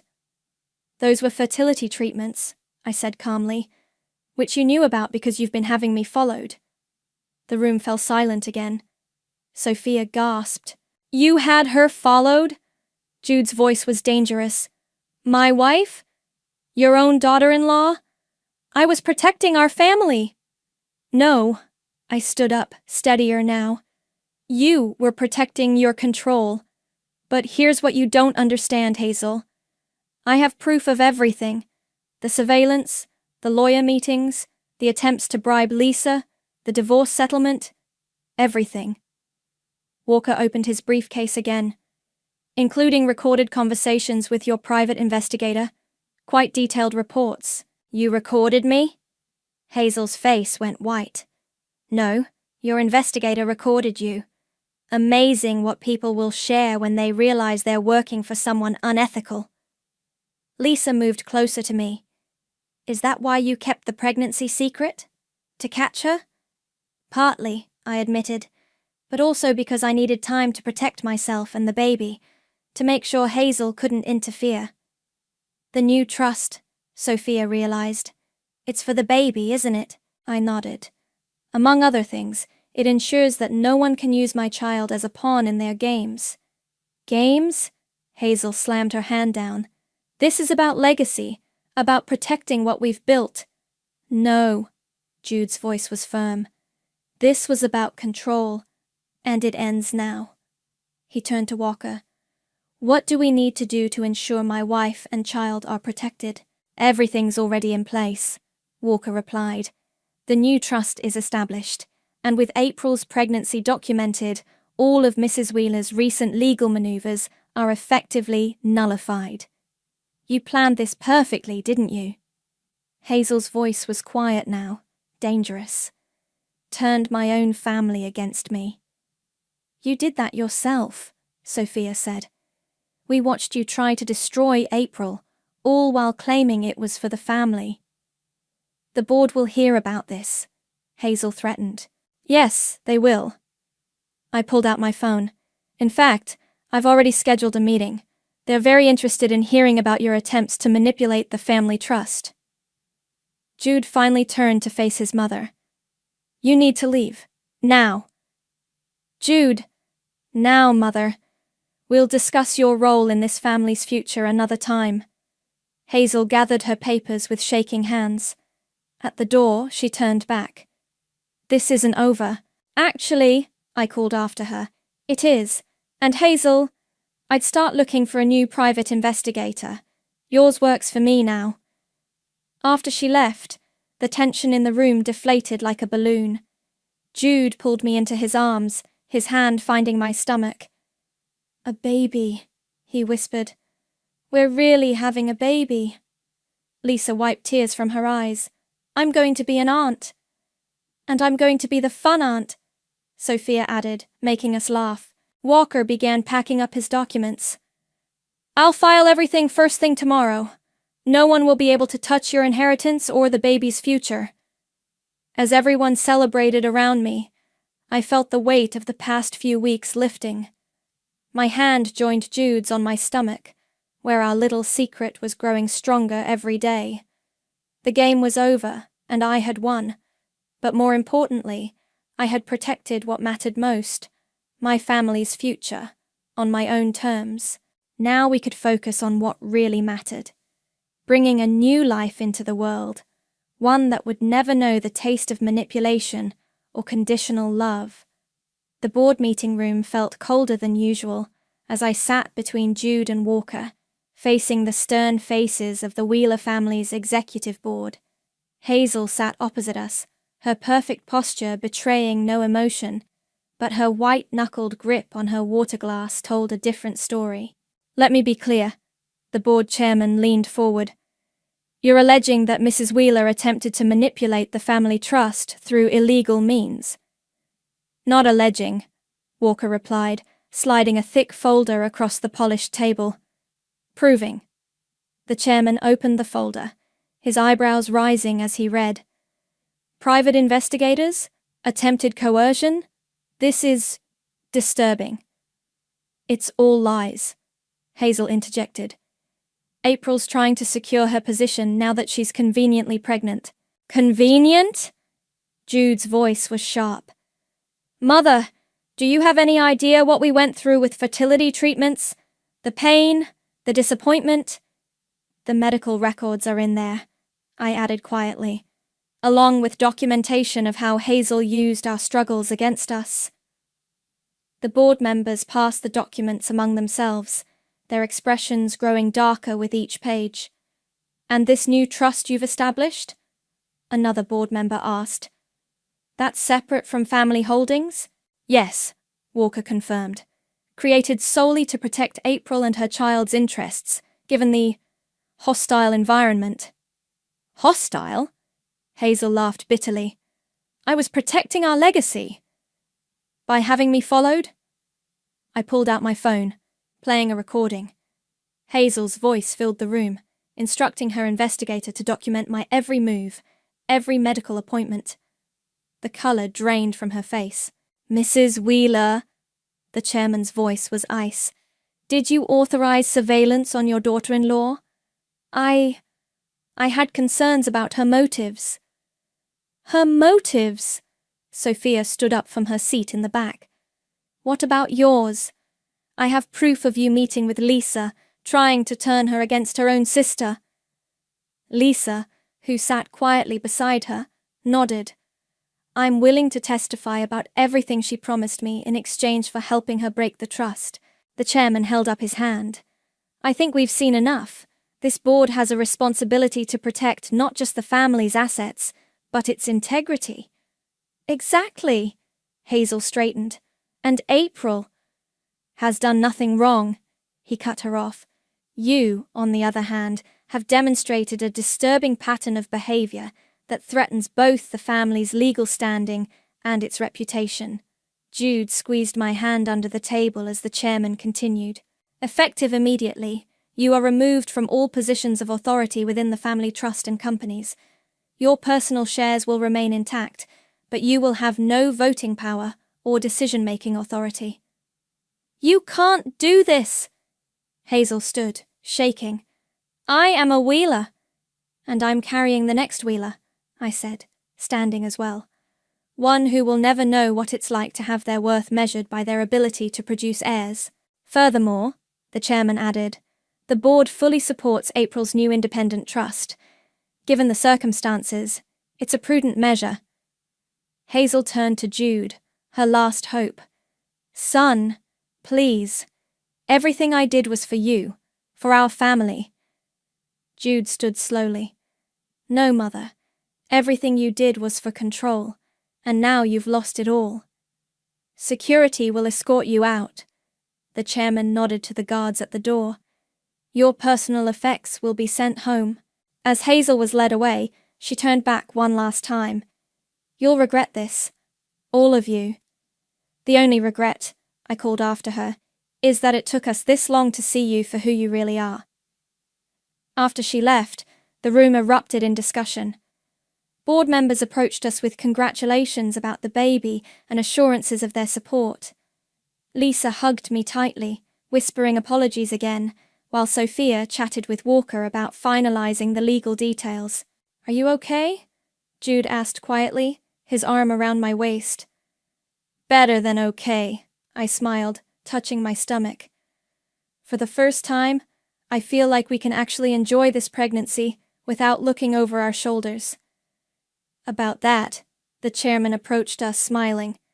The board would like to establish an education trust for the baby, completely separate from family holdings, of course, a fresh start for the next generation. As we left the building, Lisa caught up with us. April, wait. I know I don't deserve it, but I want to be part of my niece or nephew's life. I want to make things right. I looked at my sister, seeing genuine remorse in her eyes. We'll take it one day at a time. The sunlight felt warmer somehow as we stepped outside. Hazel's car was gone from the parking lot, along with the shadow she'd cast over our lives. Ready to go home? Jude asked.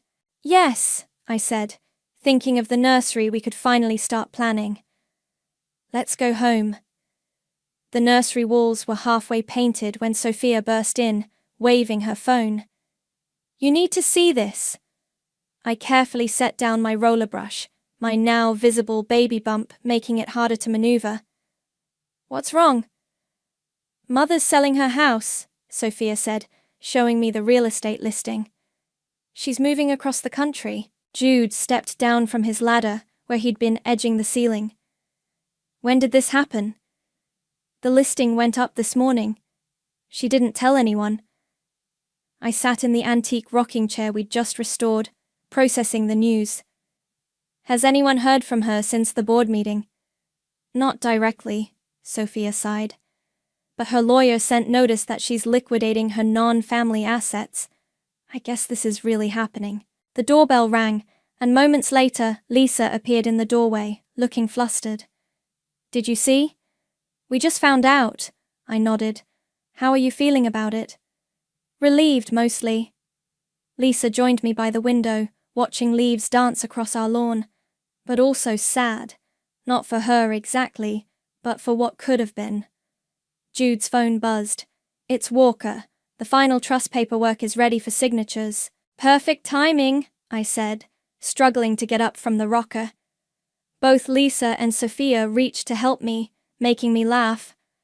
"I'm pregnant, not invalid." "Speaking of which," Sophia grinned, "are we finally going to learn if I'm getting a niece or nephew?" "At tomorrow's appointment," Jude confirmed, helping me with my coat, "assuming this little one cooperates with the ultrasound." At Walker's office, the mood was light as we signed the final documents. Lisa and Sophia served as witnesses, their signatures making it official. The new trust was ironclad, protecting both my child's future and my position in the family. "One last thing," Walker said, pulling out an envelope. "This came from Hazel's lawyer this morning." My hands shook slightly as I opened it. Inside was a single page. "April, you won. I underestimated you, and I've paid the price. I'm leaving to start fresh somewhere else. Perhaps distance will give us all perspective. Take care of my grandchild. Hazel." "That's it?" Lisa peered over my shoulder. "No apology?" "From Mother," Sophia scoffed. "This is practically a surrender." Jude read the note, his jaw tight. "It's better than nothing. At least she's acknowledging the baby." "Speaking of acknowledging things," I turned to Lisa, "I've been thinking, would you like to help me finish the nursery? There's a lot of work left, and I could use my sister's eye for design." Lisa's eyes welled up. "Really? You mean it?" "Family is family," I said simply, "even when it's complicated." Back home, as Lisa and Sophia argued playfully about color schemes and furniture placement, I found Jude staring at old family photos in the hallway. "Having regrets?" I asked softly. He turned, pulling me close. "Only that I didn't see what was happening sooner, that I let her hurt you for so long." "We all played our parts," I said, feeling our baby kick. "But now we get to write our own story." "April!" Sophia called from the nursery. "Come settle a debate. Lisa wants to do a forest theme, but I'm thinking space exploration." "What do you think, little one?" I rubbed my belly. "Forest or space?" The baby kicked again, making Jude laugh. "I think that's a vote for space." As we rejoined our sisters in the nursery, I looked around at the half-painted walls, the scattered brushes, the paint swatches, and fabric samples spread across the floor. This chaos was real family, messy, imperfect, but bound by love rather than obligation. "You know what?" I picked up my paint roller. "Maybe we combine both themes. After all, who says we have to choose just one path?" Lisa's face lit up. "A magical forest under the stars, that's perfect." As we worked together, laughing and planning, I realized that victory wasn't just about winning against Hazel. It was about creating something new from the ashes of what was broken. Our child would grow up surrounded by authentic love, not manipulation. They would know their worth came from who they were, not what they could provide. The late afternoon sun streamed through the windows, casting long shadows across our work in progress. There would be more challenges ahead, more stories to write, more bridges to build or burn. But for now, in this moment, watching my husband and sisters transform this room into a sanctuary for new beginnings, I knew we had already won the most important battle. We had broken the cycle, and that was worth more than any inheritance. The phone call came at 3:47 a.m. on a Tuesday. I know because I was staring at the clock, watching the minutes tick by while my 10-year-old son fought for his life in the hospital bed next to me. "Mrs. Warner, you need to come to the ICU immediately." My name is Martina, and that night changed everything I thought I knew about family. I'd been living in that sterile hospital room for 6 days, surviving on vending machine coffee and the false hope that Kelvin's condition would somehow magically improve. The doctors had been clear from the start. Without the experimental treatment, my son had maybe weeks. With it, he had a real chance. The treatment cost $180,000. I had $3,200 in my checking account.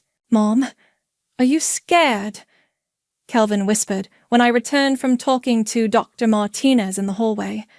His voice was so small, so fragile. The machines around him beeped steadily, the only sound keeping me sane. No, baby. Mommy's going to fix this. I smoothed his hair back from his forehead. I promise, but I was terrified. Single mothers don't have $180,000 lying around. I'd already maxed out my credit cards, taken a loan against my car, and borrowed from my 401k. It wasn't enough. Not even close. That's when I made the call I'd been dreading. Dad, it's Martina. I need help. The silence stretched so long, I thought the call had dropped. Martina, it's 4 a.m. I know, I'm sorry. It's Kelvin. He's really sick and there's this treatment. Hold on. Let me get your mother. I heard rustling, whispered voices, then Mom's sharp tone cut through the phone. What's wrong with Kelvin? I explained everything. The diagnosis, the treatment, the cost. I laid it all out, trying to keep my voice steady even as tears streamed down my face. $180,000? Mom's voice pitched higher. Martina, that's impossible. We don't have that kind of money.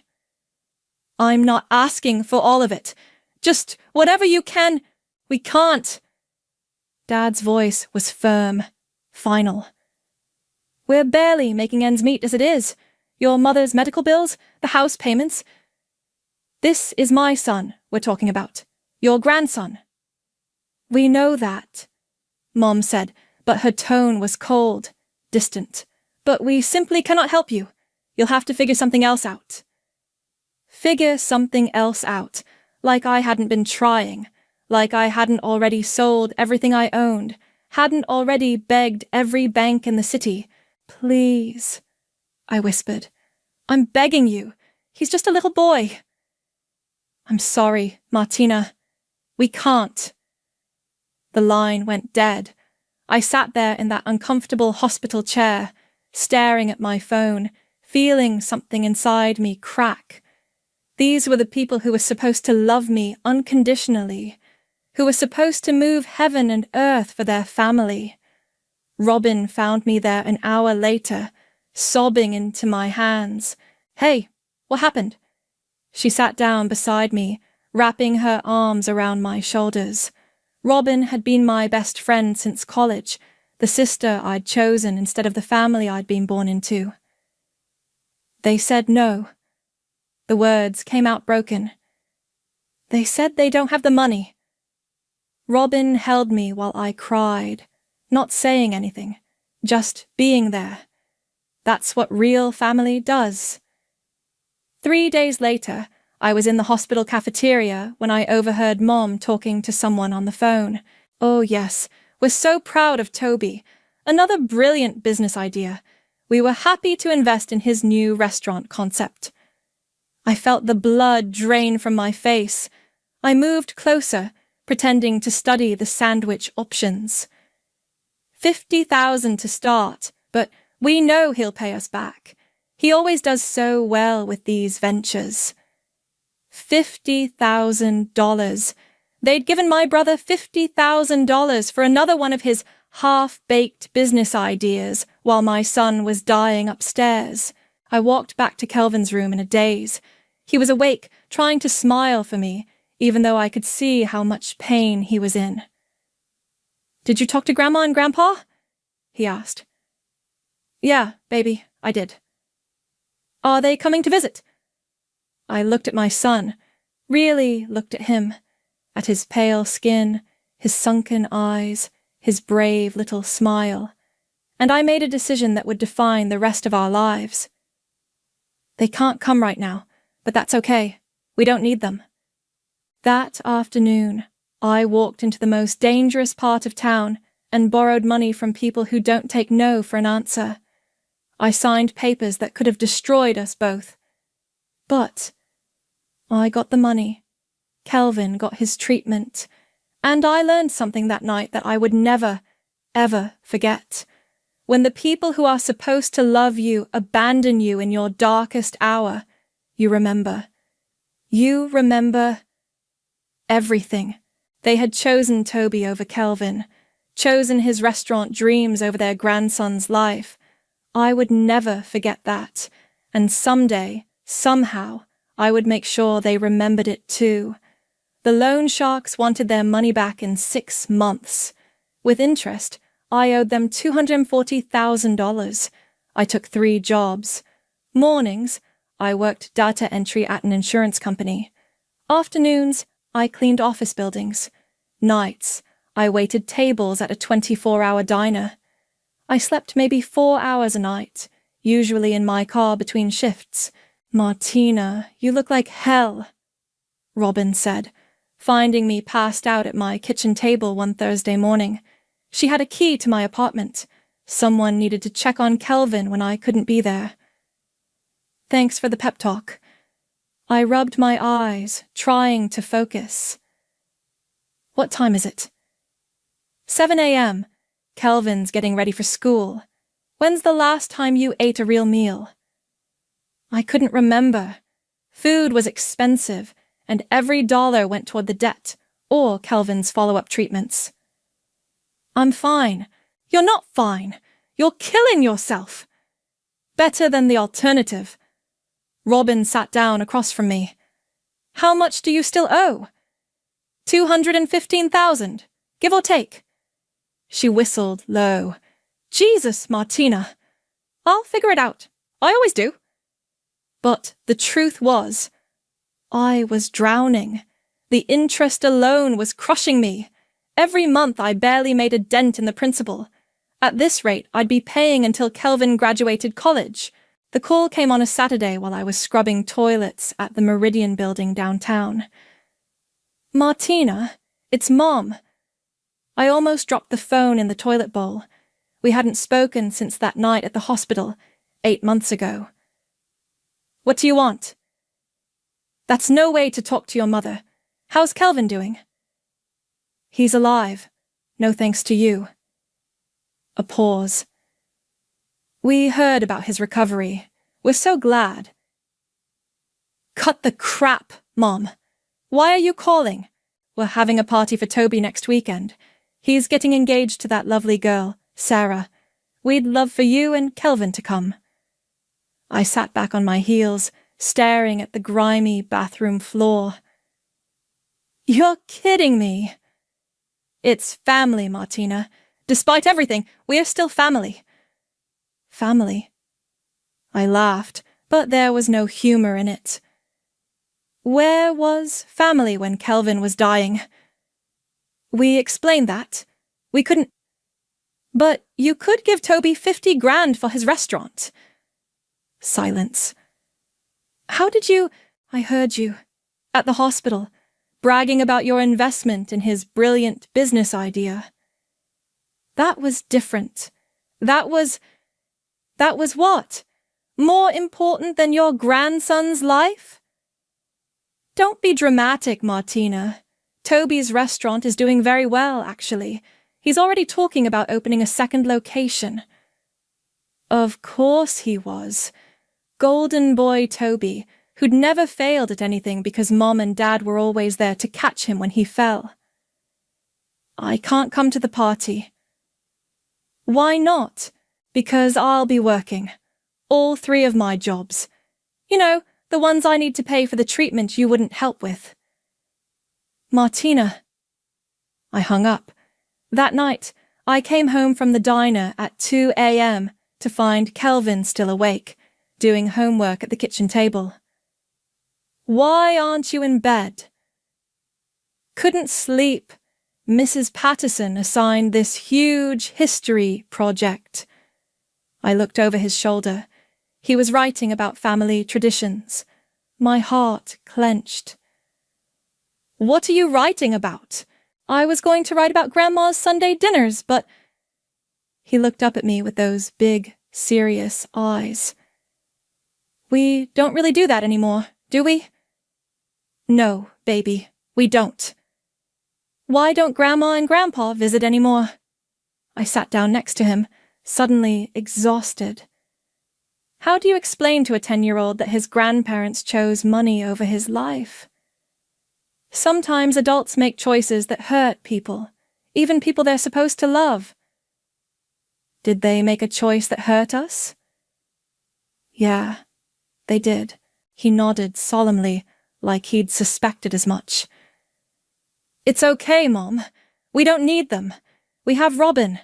And each other. That's right. We have each other. But as I tucked him into bed that night, I made myself a promise. Someday when I wasn't drowning in debt and exhaustion, when I had the luxury of thinking beyond survival, I would make sure my parents understood exactly what their choice had cost. The next morning, Robin showed up with coffee and bagels. You look better. I slept 3 whole hours. Living the dream. She sat down, studying my face. I've been thinking about your situation. Don't. I'll figure it out. What if you didn't have to figure it out alone? I looked up from my coffee. What do you mean? I mean, what if there was another way? You're smart, Martina. Smarter than anyone gives you credit for. Maybe it's time to stop just surviving and start thinking bigger. Bigger? How? I don't know yet. But I know you. You're not going to let this break you. And when you come out the other side of this, you're going to be stronger than ever. She was right about one thing. I wasn't going to let this break me. But she was wrong about something else. I wasn't going to wait until I came out the other side.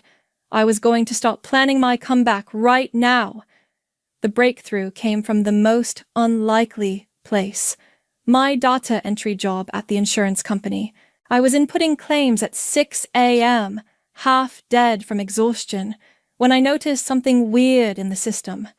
The software kept crashing whenever adjusters tried to cross-reference medical codes with treatment outcomes. Simple stuff that should have taken seconds was taking hours. This system is garbage, muttered Jake, one of the senior adjusters, as his computer froze again. What if it didn't have to be? I said before I could stop myself. He looked at me like I'd grown a second head.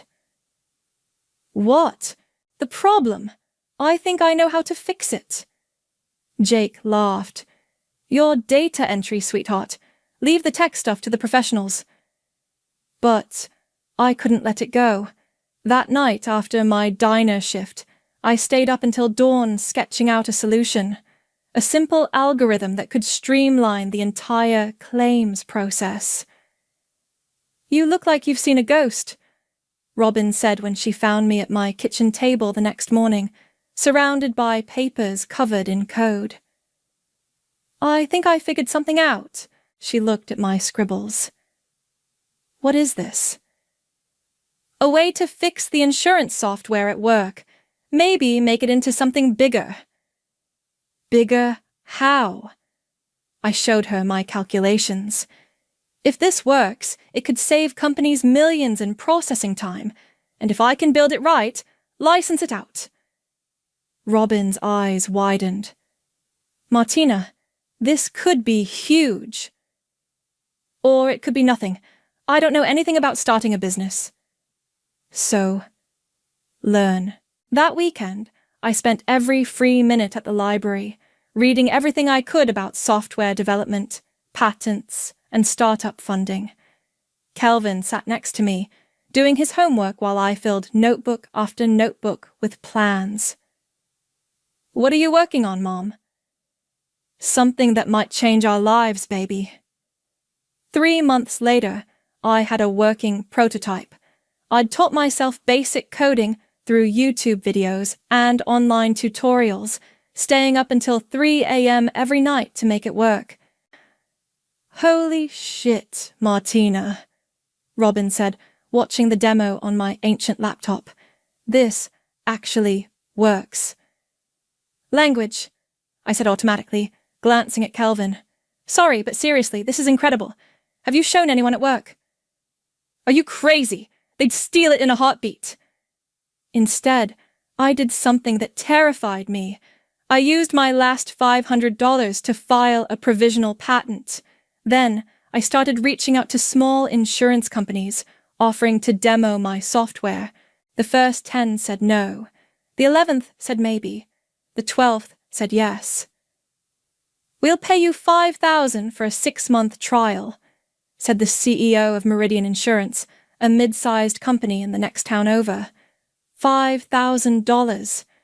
It wasn't much, but it was a start. "I need to quit one of my jobs," I told Robin that night. "Which one?" "The cleaning. I need time to develop this properly." "Can you afford to quit?" I looked at my bank statement. I was still $180,000 in debt to some very dangerous people, but the software trial was promising. "I can't afford not to." The next 6 months were a blur of 18-hour days. I kept my data entry job and the diner shifts, but every spare moment went into improving the software. Kelvin learned to make his own dinner and help with laundry. He never complained. "Mom, there's a letter for you," he said one evening, holding up an official-looking envelope. My heart stopped. The loan sharks had been patient so far, but patience has limits. I opened it with shaking hands. Then I read it again. Then I sat down hard on the couch. "What is it?" Kelvin asked, worried. "Meridian wants to buy the software, outright." "Is that good?" I looked at the number on the offer letter. $250,000. "Yeah, baby, that's very good." But I didn't take their first offer. I'd learned enough to know better. I found a lawyer who worked on contingency and negotiated. The final deal was $400,000 up front, plus royalties on every license sold. The day the check cleared, I paid off the loan sharks. All of it. Then I took Kelvin out for the most expensive dinner we'd ever had. "Are we rich now?" he asked, cutting into his steak. "We're safe now. That's better than rich." But I wasn't done. The software was selling faster than anyone expected. Other companies wanted their own versions. I started a consulting business, helping insurance companies streamline their systems. Within 2 years, I had 6 employees and contracts worth over $1 million annually. "You did it," Robin said, looking around my new office. "You actually did it." "We did it. I couldn't have done this without you." She'd been my business partner from the beginning, handling the administrative side while I focused on development. We were both finally making real money. That's when I started paying attention to my family again.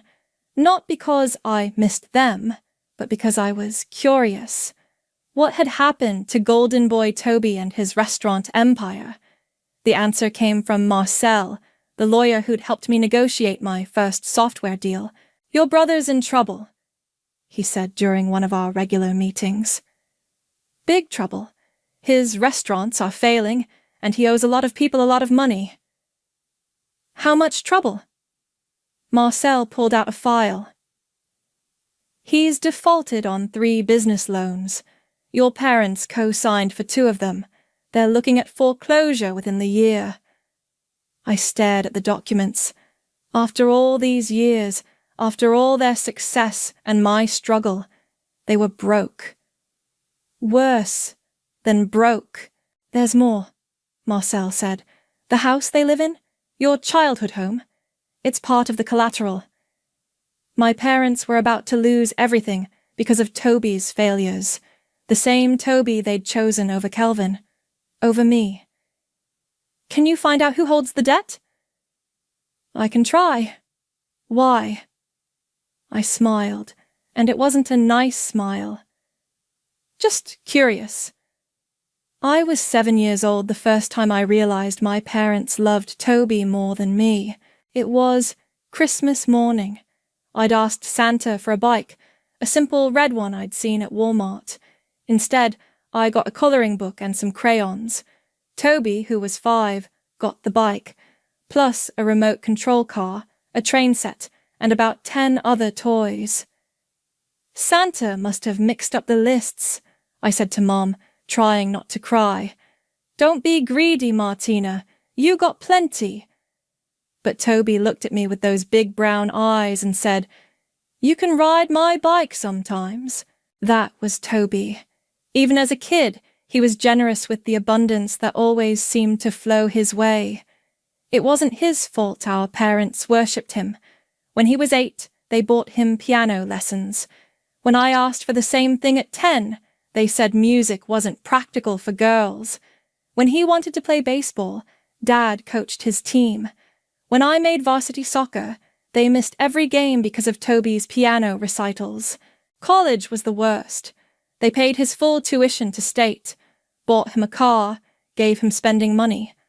I got student loans and a part-time job at the campus bookstore.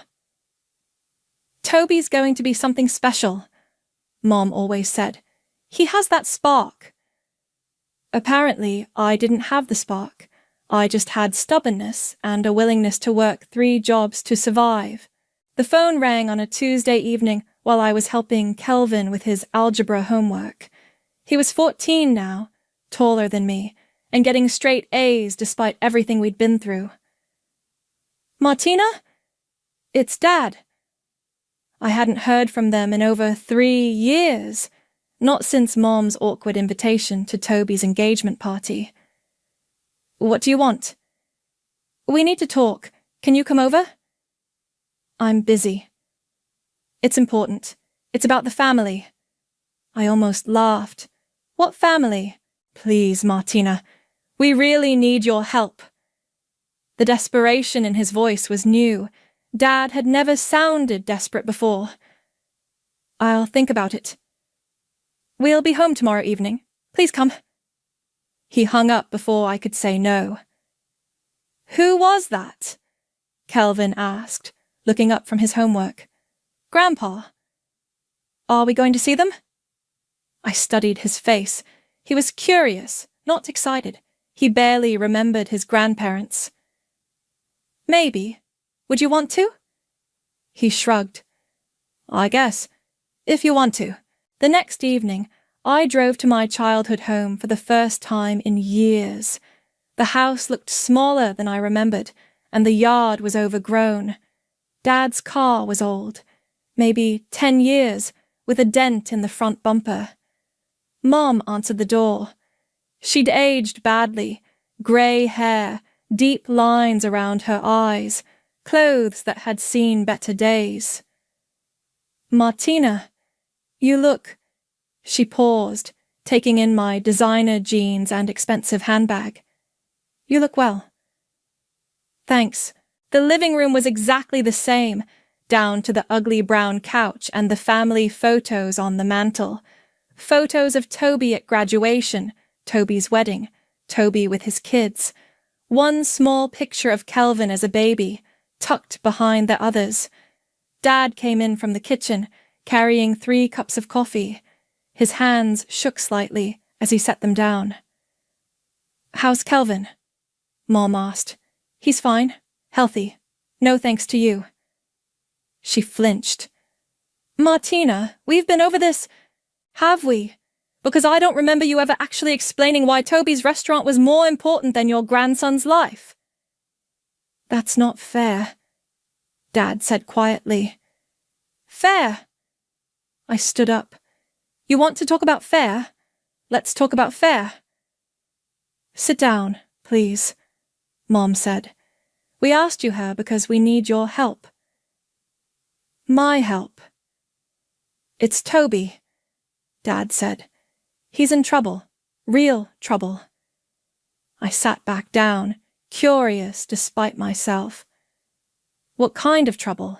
The restaurant's failed, Mom said, her voice barely above a whisper. All of them. He owes money to banks, investors, suppliers, everyone. How much money? Dad cleared his throat. About $800,000. I whistled low. That's a lot of money. We co-signed on some of the loans, Mom said. We thought he'd turn it around. He always has before. But he didn't this time. No, he didn't. So what does this have to do with me? They looked at each other. Some silent communication passed between them. We heard you've done well for yourself, Dad said. Your software business. You heard right. We were hoping maybe you could help us out, just temporarily, until we figure something out. I stared at them. You want me to bail you out? It's not a bailout, Mom said quickly. It's a loan. We'll pay you back. With what? You just told me you're broke. We have the house, Dad said. We could use it as collateral. The house you're about to lose anyway? Their faces went pale. How did you... I have good lawyers, Dad.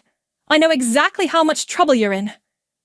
Mom started crying, actual tears streaming down her cheeks. Please, Martina, we know we haven't been... We know we made mistakes, but we're family. Family helps family. Family helps family, I repeated. That's interesting. Where was that philosophy 7 years ago?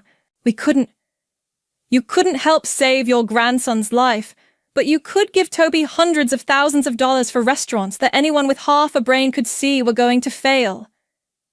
We believed in him, Dad said weakly. You believed in him, but not in me. Never in me. I stood up again. I'll think about it. Martina, wait. I said I'll think about it. I'll let you know. I walked to the door, then turned back. By the way, where is Toby? Shouldn't the golden boy be here, begging for himself? Mom's face crumpled. He's not speaking to us right now. He blames us for not giving him enough money to save the restaurants. Of course he did. Even in failure, Toby found a way to make himself the victim. I'll be in touch, I said, and walked out. In my car, I sat for a moment, staring at the house where I'd grown up feeling like a second-class citizen. Then I pulled out my phone and called Marcel. I need you to find out who holds the debt on my parents' house, I said. I can do that. Are you thinking of helping them? I'm thinking of a lot of things. Martina, be careful. Family situations can get complicated. Marcel, it's already complicated. I'm just evening the odds. Marcel's office smelled like leather and expensive coffee. He had the kind of success I was still getting used to. Corner office, mahogany desk, view of the city skyline. The debt is held by Pinnacle Financial, he said, sliding a folder across his desk.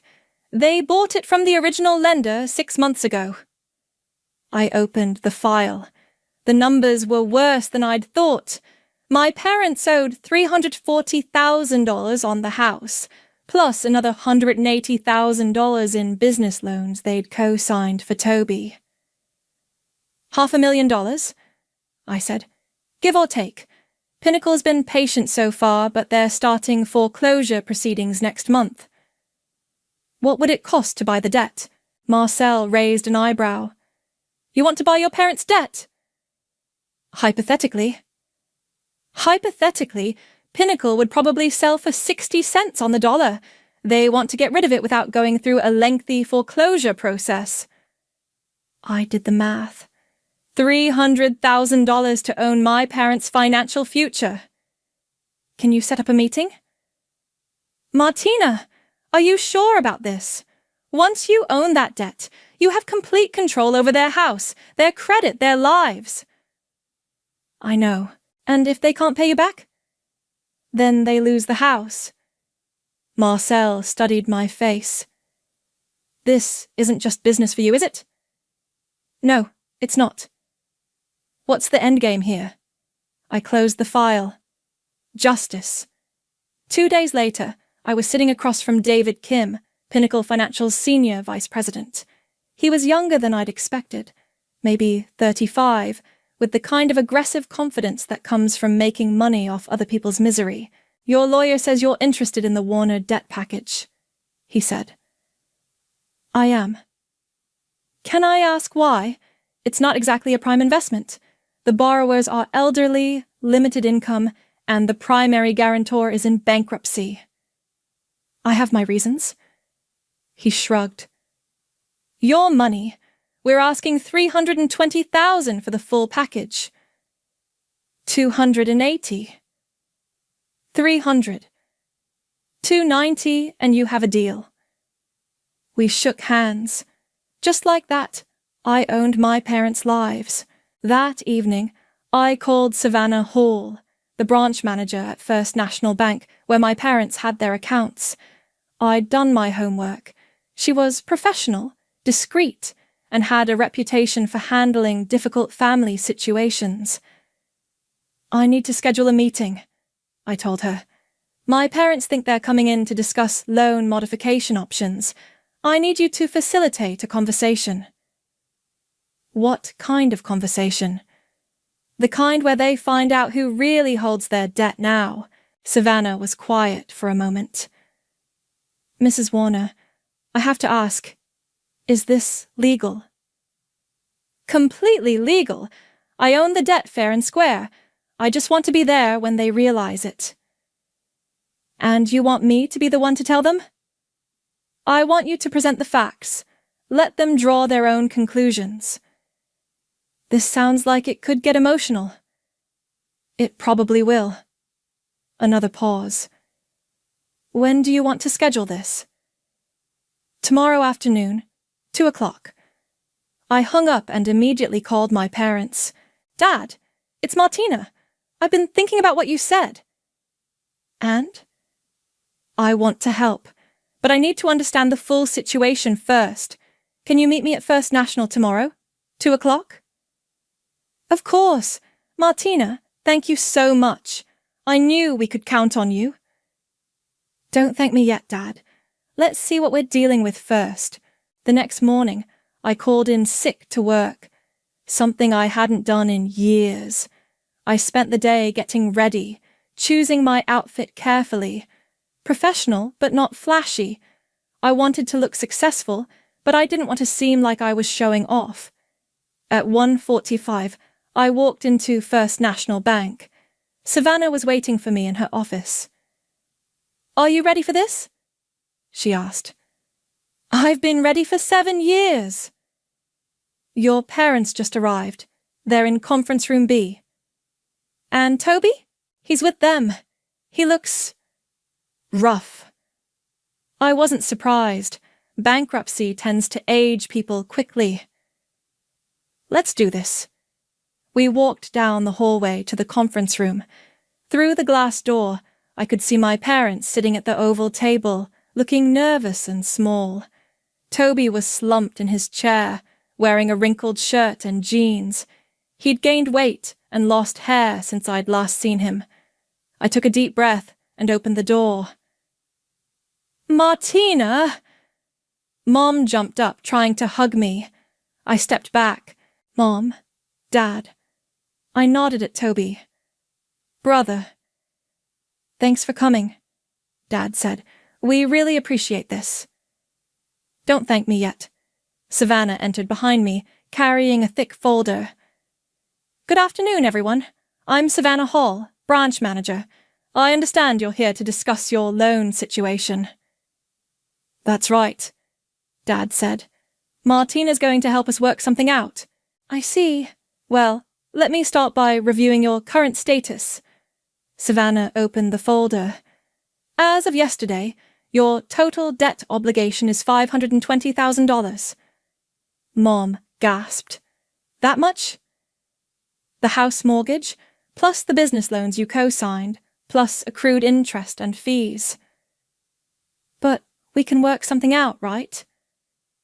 Toby spoke for the first time. His voice was hoarse.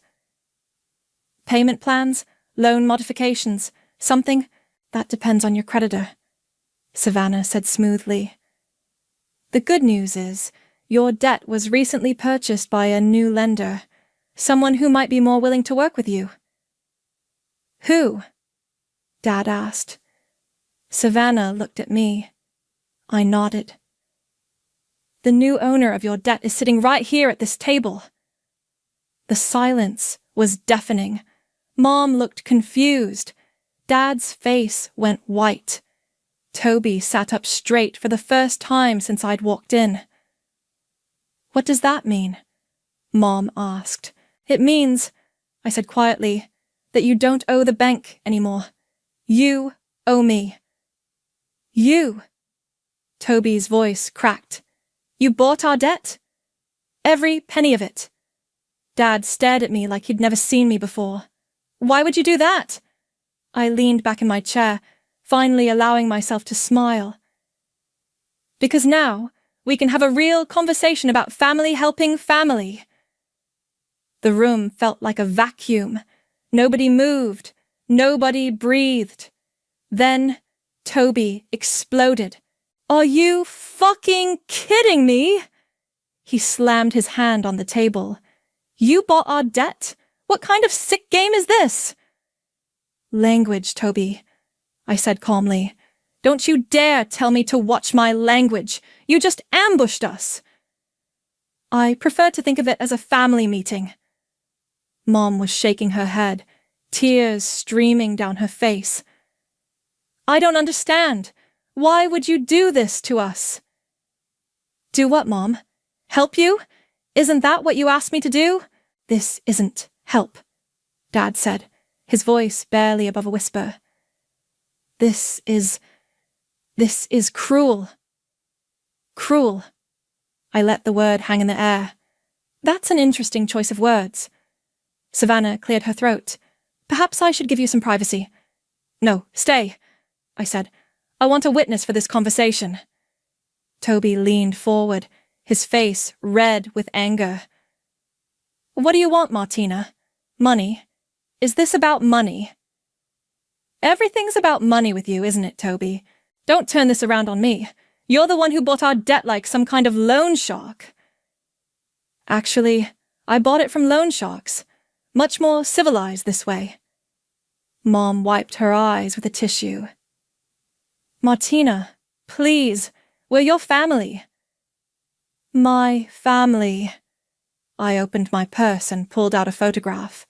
It was Kelvin at age 10, lying in that hospital bed, tubes and wires everywhere. I placed it on the table. Do you remember this, Mom? She glanced at the photo and looked away quickly. Do you remember what I asked you for?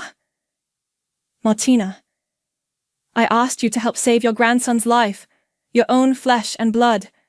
And what did you tell me? Silence. You told me you didn't have the money. You told me to figure something else out. We didn't have it, Dad said weakly. But you had 50,000 for Toby's restaurant. That was different. How? My voice was getting louder. How was it different? The restaurant was an investment, Mom said. It was going to pay us back, and my son's life wasn't worth investing in. Toby shifted in his chair. Look, I'm sorry about what happened with Kelvin, okay? But that doesn't give you the right to destroy our family. Destroy your family? I laughed, and it sounded harsh even to me. Toby, you destroyed your own family. You've been bleeding them dry for years. I always paid them back. When? When did you ever pay them back? The first restaurant that failed? The food truck that got repossessed? The catering business that lasted 6 months? His face went even redder. Those were learning experiences. Those were disasters, and every time you failed, Mom and Dad were right there with their checkbook, ready to fund your next brilliant idea. They believed in me. They enabled you. There's a difference. Dad found his voice. What do you want from us, Martina? I looked around the table at their faces. Fear, anger, confusion, desperation.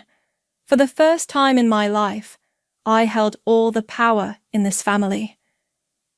I want you to understand what it feels like to be abandoned by the people who are supposed to love you. We never abandoned you, Mom said. You abandoned me the night you chose Toby's restaurant over Kelvin's life. We couldn't afford— Stop lying! I slammed my own hand on the table, making everyone jump. Just stop lying! You had the money! You chose not to give it to me! Savannah shifted uncomfortably in her chair. Perhaps we should discuss the practical aspects of the debt transfer. Yes, let's do that. I pulled out a folder of my own. Here are your options. You can pay me the full amount, $520,000, within 30 days. We don't have that kind of money, Dad said. Then you can make monthly payments of $8,000 for the next 15 years. $8,000 a month. Mom's voice was barely a whisper. We can't afford that either. Then you can sign over the deed to the house and walk away. The house? Dad looked like I'd slapped him. That's our home. We've lived there for 30 years. And now it belongs to me, unless you can pay what you owe. Toby stood up abruptly. This is insane. You can't just take their house. Actually, I can. That's how debt works, Toby. Something you never bothered to learn. There has to be another way, Mom pleaded. Some kind of payment plan we can afford. What can you afford? They looked at each other helplessly. Maybe $2,000 a month, Dad said. At $2,000 a month, it would take you 22 years to pay off the debt. You'd be in your 80s. We'll manage somehow. No. I closed my folder. Those aren't the terms I'm offering. Then what are you offering? Toby demanded. I stood up, smoothing down my skirt. I'm offering you the same consideration you gave me 7 years ago. Which is? Figure something else out. Mom started sobbing, real ugly sobs that shook her whole body. Dad put his arm around her, but he looked broken too. Martina, please, he said. We're begging you. Don't do this. You're begging me. I picked up the photo of Kelvin and put it back in my purse. Do you remember me, begging you? Do you remember me on my knees in that hospital, crying, pleading with you to help save my son? Yes, he whispered. And what did you do? We said no. You said no, and now I'm saying no. I walked toward the door, then turned back. You have 30 days to vacate the house. After that, I'll have you evicted. Martina, wait. But I was already walking out, leaving them with their tears and their consequences and the sound of their world falling apart, just like they'd left me 7 years ago. I made it to my car before my hands started shaking. The adrenaline hit me all at once.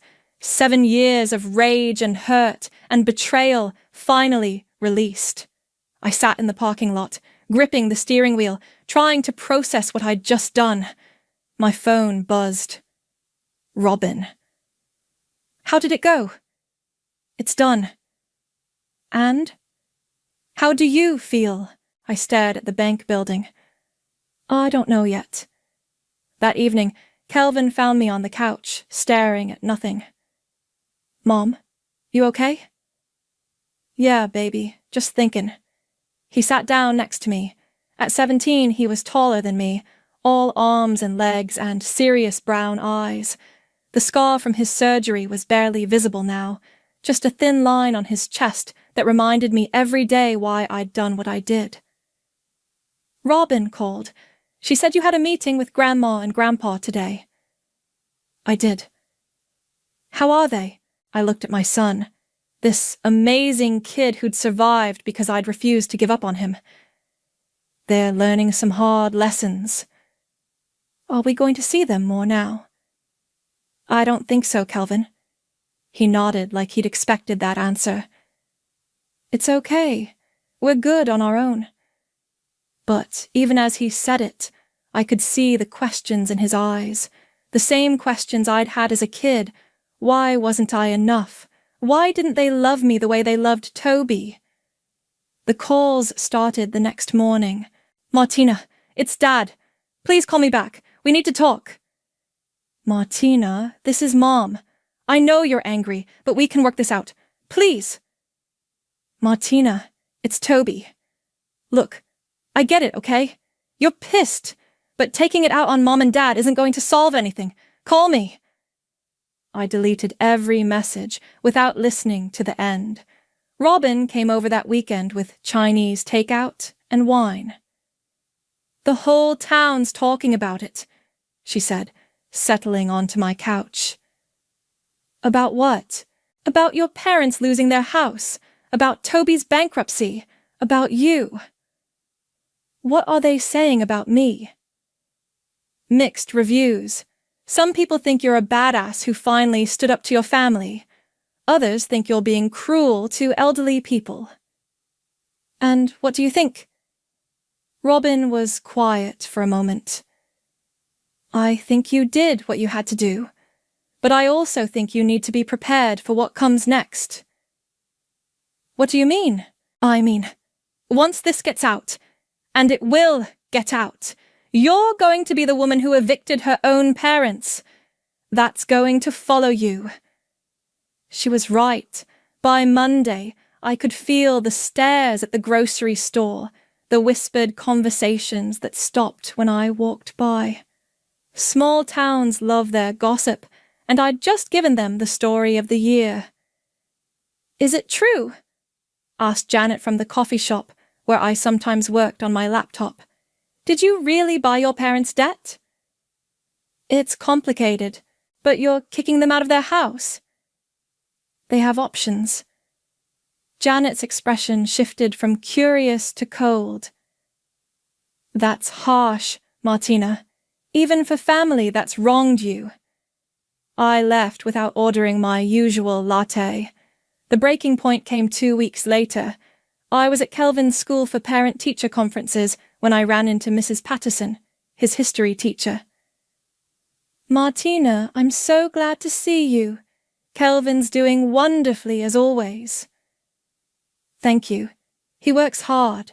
He does, though I have to say, he seems a bit distracted lately, worried about something. My stomach dropped. Worried about what? Well, he mentioned that his grandparents might be moving. He seemed upset about it. That night I found Kelvin in his room, supposedly doing homework, but really just staring at his textbook. Mrs. Patterson says you're worried about Grandma and Grandpa. He looked up, caught. I heard some kids at school talking. They said you're making them move out of their house. It's more complicated than that. But it's true. I sat on his bed. Yes. It's true. Why? How do you explain 7 years of pain to a 17-year-old? How do you tell your son that his grandparents chose money over his life? They hurt us, Kelvin. When you were sick, they could have helped, but they chose not to. But they're old now, and they're family. The word tasted bitter. They didn't act like family when we needed them. Kelvin closed his textbook. Mom, I know what they did was wrong, but making them homeless isn't going to change the past. It's not about changing the past. It's about consequences. Whose consequences? Theirs or yours? The question hit me like a slap. What do you mean? I mean, you're angry all the time now. You don't smile anymore. You don't laugh. It's like you're so focused on punishing them that you're punishing yourself too. I'm not. Yes, you are. And you're punishing me. That stopped me cold. How am I punishing you? Because now I don't have grandparents at all. Before, they were just absent. Now they're gone forever. I stared at my son, this wise, thoughtful kid who'd somehow grown up while I was busy plotting revenge. Do you want to see them? I want you to be happy, Mom, and this isn't making you happy. He was right. The victory I'd imagined, the satisfaction of finally having power over the people who'd hurt me, it felt hollow, empty. My phone rang, Dad's number. Answer it, Kelvin said quietly. I looked at the phone, then at my son, then back at the phone. Hello, Dad. Martina. His voice was broken, exhausted. We need to talk. All of us. Please.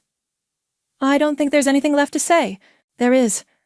About Kelvin, about what we did, about what we should have done. I closed my eyes. What do you want, Dad? I want to tell you the truth. The real truth. About why we didn't help you. I already know why. You chose Toby. No, we chose wrong, but not for the reasons you think. Please, Martina, give us one chance to explain. Then, if you still want us gone, we'll go. I looked at Kelvin, who was watching me with those serious eyes. One conversation, that's all. Thank you, but not at the house. Neutral ground. Where? I thought for a moment. The hospital, where Kelvin was treated. I want to have this conversation where it all started. Okay. When? Tomorrow, 7 p.m. I hung up and looked at my son. Are you sure about this, Mom? No. But you're right about one thing. This isn't making me happy. Maybe it's time to find out if the truth will. The hospital cafeteria was nearly empty at 7 p.m. Just a few tired-looking nurses grabbing coffee and a janitor mopping the far corner. I chose a table near the windows where I could see the pediatric wing, the same wing where Kelvin had fought for his life. My parents arrived together, looking older and smaller than I'd ever seen them. Mom's hair was completely grey now, and Dad walked with a slight limp I didn't remember. Toby wasn't with them. Where's the golden boy? I asked as they sat down. He's not coming, Dad said. This is between us. Mom's hands were shaking as she folded them on the table. Martina, we need to tell you something. Something we should have told you 7 years ago. I'm listening. Dad cleared his throat. When you called us that night when Kelvin was sick, we did have money. You were right about that. I know I was right. But it wasn't our money, Mom said quietly. It was Toby's. I frowned. What do you mean? The $50,000 we gave him for the restaurant, it was his money to begin with, his inheritance from your grandmother. The words hit me like a physical blow. What? When your grandmother died, she left money for both of you, Dad continued. 50,000 each. We were supposed to give it to you when you turned 30. But you gave mine to Toby. Mom started crying. We thought his restaurant would succeed. We thought we could double your money, give you more than your grandmother left you. So, you gambled with my inheritance? We thought we were helping, Dad said. We thought if Toby's business took off, we could give you 100,000 instead of 50. I stared at them, trying to process this. So, when I called you, begging for help to save Kelvin, you had my own money. Money that was already mine. Yes, Mom whispered. And you didn't tell me. We were ashamed, Dad said. We'd already given it to Toby. The restaurant was struggling, and we thought if we just gave him a little more time. You let me borrow money from loan sharks. You let me work 3 jobs. You let me nearly kill myself trying to save my son, and all along you had my own inheritance. We were going to tell you, Mom said, once Toby paid us back. But he never paid you back, did he? They shook their heads. And then the restaurant failed, and you lost my money along with everything else. We're so sorry, Martina, Dad said. We made a terrible mistake. I sat back in my chair, feeling like the ground had shifted beneath me. All these years, I'd thought they'd chosen Toby over me. But the truth was worse. They'd stolen from me to give to him. There's more, Mom said. More? Your grandmother's will. She didn't just leave you money. She left you the house too. The cafeteria seemed to spin around me. What?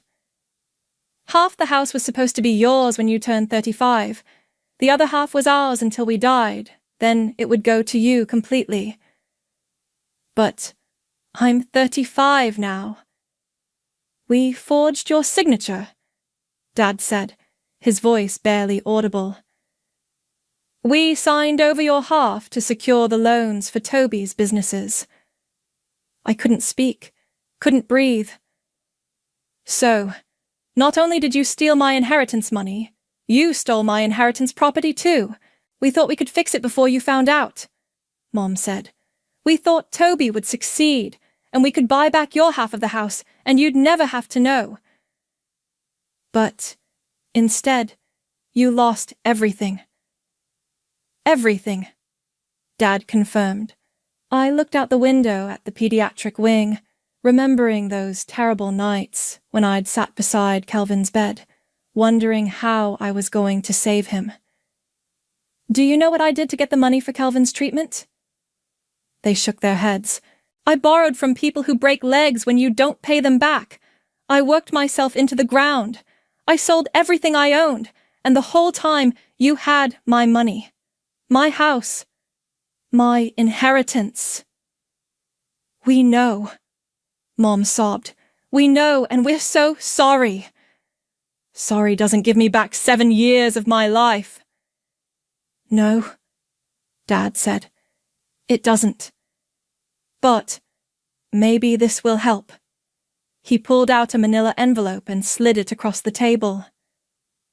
What is it? Legal documents. We're signing over our half of the house to you. All of it.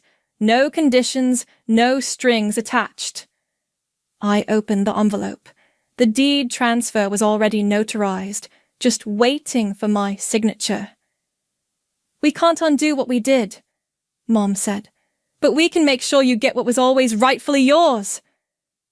And what about your debt? The $500,000 you owe me? We'll figure something out, Dad said. We'll get jobs, make payments, whatever it takes. But we won't fight you on the house. It's yours. I stared at the papers, then at my parents.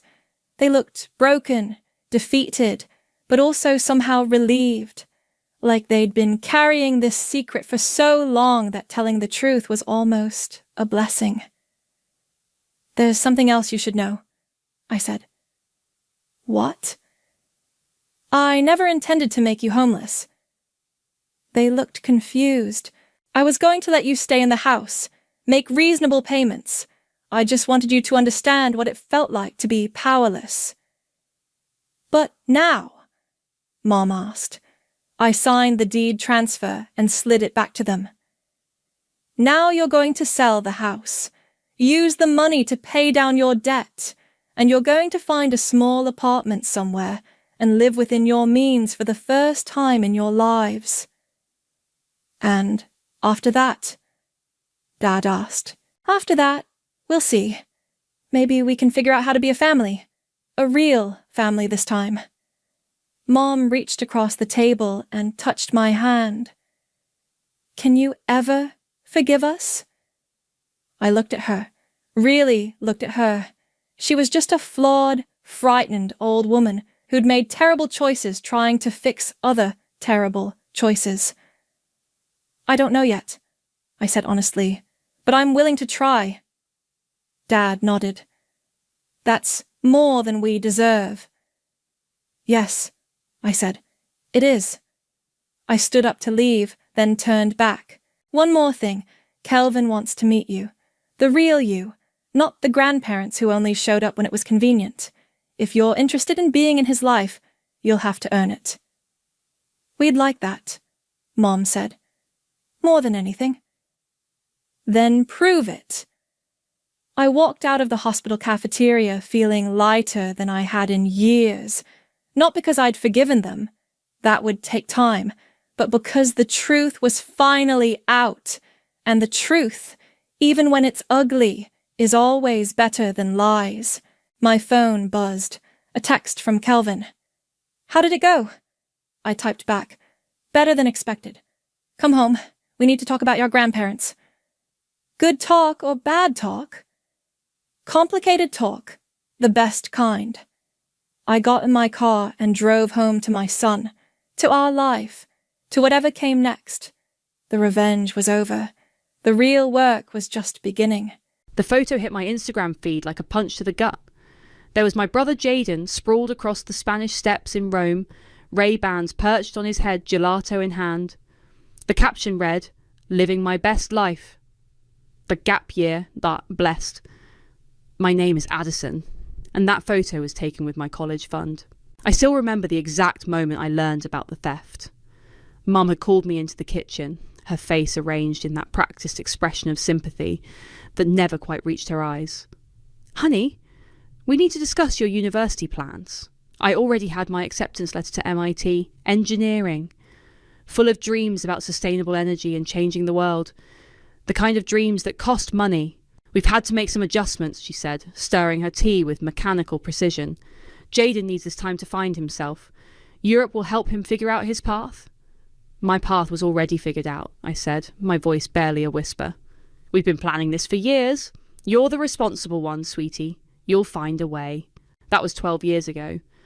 Now I'm standing in my penthouse office, staring at the skyline through floor-to-ceiling windows that cost more than that entire gap year. The irony isn't lost on me. "Ms. Stewart?" Lexi appears in the doorway, tablet in hand. "Your speech for the Global Energy Summit is ready for review." "Thanks, Lexi. Just leave it on my desk." She hesitates. "There's something else. Your mother called. 3 times. Of course she did. I haven't spoken to her in 8 months, not since that disaster of a Thanksgiving where Jaden announced his latest business venture. Some crypto real estate hybrid that made about as much sense as his personality. "Should I keep blocking her?" Lexi asks. "Yes. No. Wait." I massage my temples. What did she say? She was crying. Something about Jaden.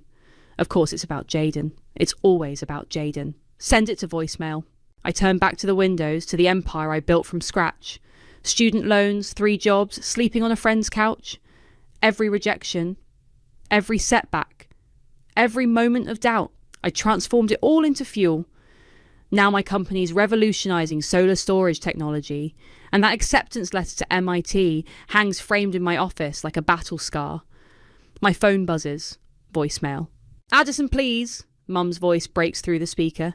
"It's Jaden. We need your help. He's in trouble. Real trouble this time. Please call." Delete. The doorbell rings. I check the security feed on my phone and freeze. There she is, Naomi Stewart, my mother, standing in my hallway looking like she aged a decade since Thanksgiving.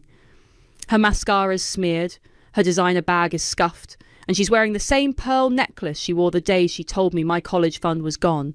"Miss Kay Stewart," Lexi's voice comes through the intercom. "Your mother's here. Should I—" "Let her up." I smooth my blazer, check my reflection in the window. Power suit, perfect makeup, not a hair out of place. Success is the best revenge, they say. But revenge isn't what I'm after. I want justice. The elevator dings. "Addison!" Mom rushes forward, arms outstretched. I step back. "This is a surprise," I say, my voice professionally neutral. "I was just heading to a meeting. Please, it's important. Your father's in the car. Jaden's in trouble." "When isn't he?" "This is different." She clutches her pearls, a tell she's had since I was little. "He could lose everything. We could lose everything." I walk to my desk, press the intercom. "Lexi, cancel my next meeting and bring us some coffee." I gesture to the sleek chairs facing my desk. "Sit, Mum. Tell me everything." She sinks into the chair, relief washing over her face. She thinks I'm going to help. She thinks money can fix this, just like it fixed everything else in Jaden's life. But she doesn't know what I know. Doesn't know I've been watching, waiting. Doesn't know that Lexi's been tracking Jaden's businesses for months. Doesn't know that Karma's finally caught up with her golden boy.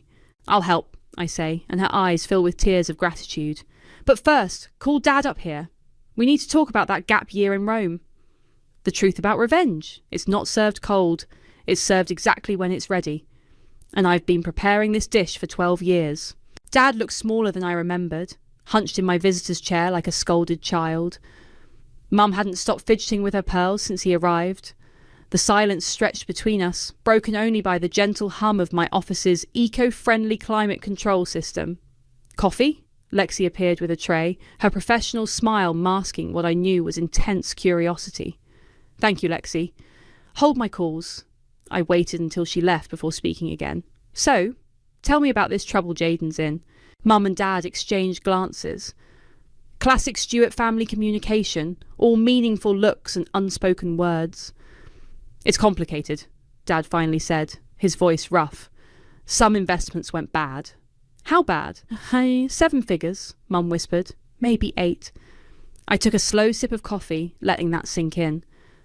And the legal troubles? They both startled. How did you... I'm a CEO, Mum. I have resources. I set my cup down with a soft clink. Tell me everything. No editing. The story spilled out in pieces. Bad investments were just the beginning. Jaden had created a web of companies, each one more questionable than the last. He'd leveraged assets he didn't own, made promises he couldn't keep. Classic Jaden, always believing he was one deal away from striking gold. He was trying to make something of himself, Mum insisted. Like you did. No, I corrected her. I built something. Jaden's been playing pretend with other people's money. That's not fair, Dad protested. Fair? The word tasted bitter. Let's talk about fair. Did you know I worked as a janitor my first year of college, cleaning classrooms at 4 a.m. so I could afford textbooks? Mum's hand flew to her throat. We didn't know. Because you never asked. I stood up, walking to the window. But now you're here asking. How much do you need? 2 million, Dad said quietly. To stop the creditors, to keep our house. I turned back to them. Your house is involved. Jaden needed collateral for a loan, Mum explained, tears welling up. He promised it was temporary. Of course he did. I returned to my desk, pressed the intercom. Lexi, could you come in, please? She appeared instantly, tablet ready. Pull up the files we have on Jaden's companies, all of them. Mum's eyes widened. You've been investigating him? I've been protecting myself. I nodded to Lexi. Show them. She projected a complex web of shell companies and transactions onto my office wall. Mum gasped. Dad's face went ash grey. Your son isn't just in trouble, I said. He's committed fraud, and you're both implicated because you signed documents without reading them. We trusted him, Dad whispered. Like you trusted him with my college fund? The words hung in the air like smoke. Mum started crying in earnest now, but I felt nothing. 12 years of nothing. I can help, I said finally, but there are conditions. They leaned forward eagerly. First, I need full access to everything. Bank records, contracts, emails, everything. Done, Dad said quickly. Second, Jaden agrees to meet with me. Here, tomorrow. Mum nodded frantically. And third, I paused, making sure I had their complete attention. You both need to understand something. This help comes with consequences, real ones. Are you prepared for that?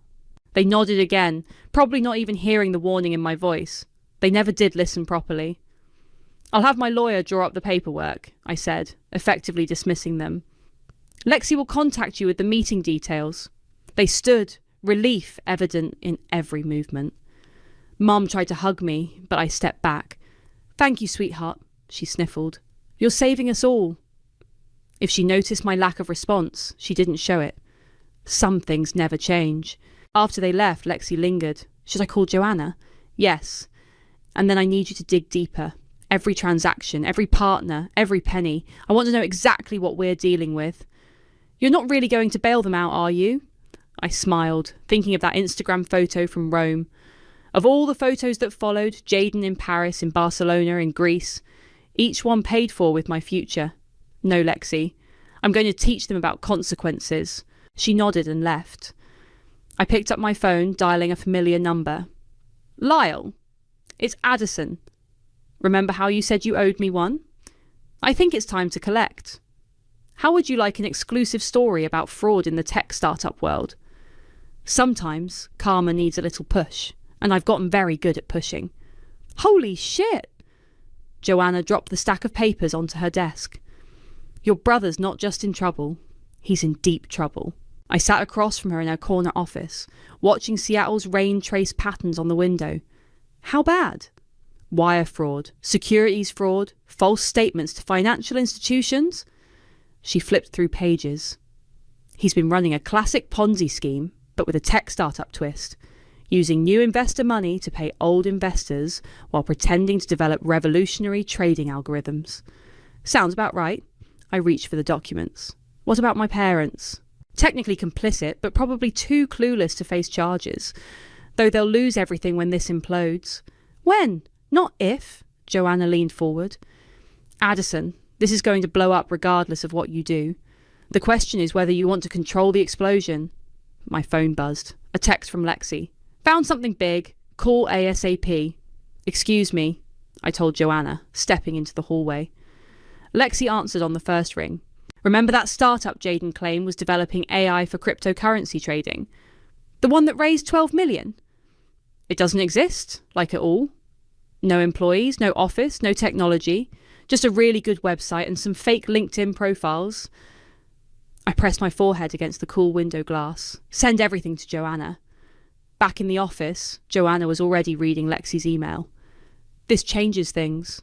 We're beyond civil litigation now. This is criminal territory. Good! She looked up sharply. Addison, stop! Think about what you're doing.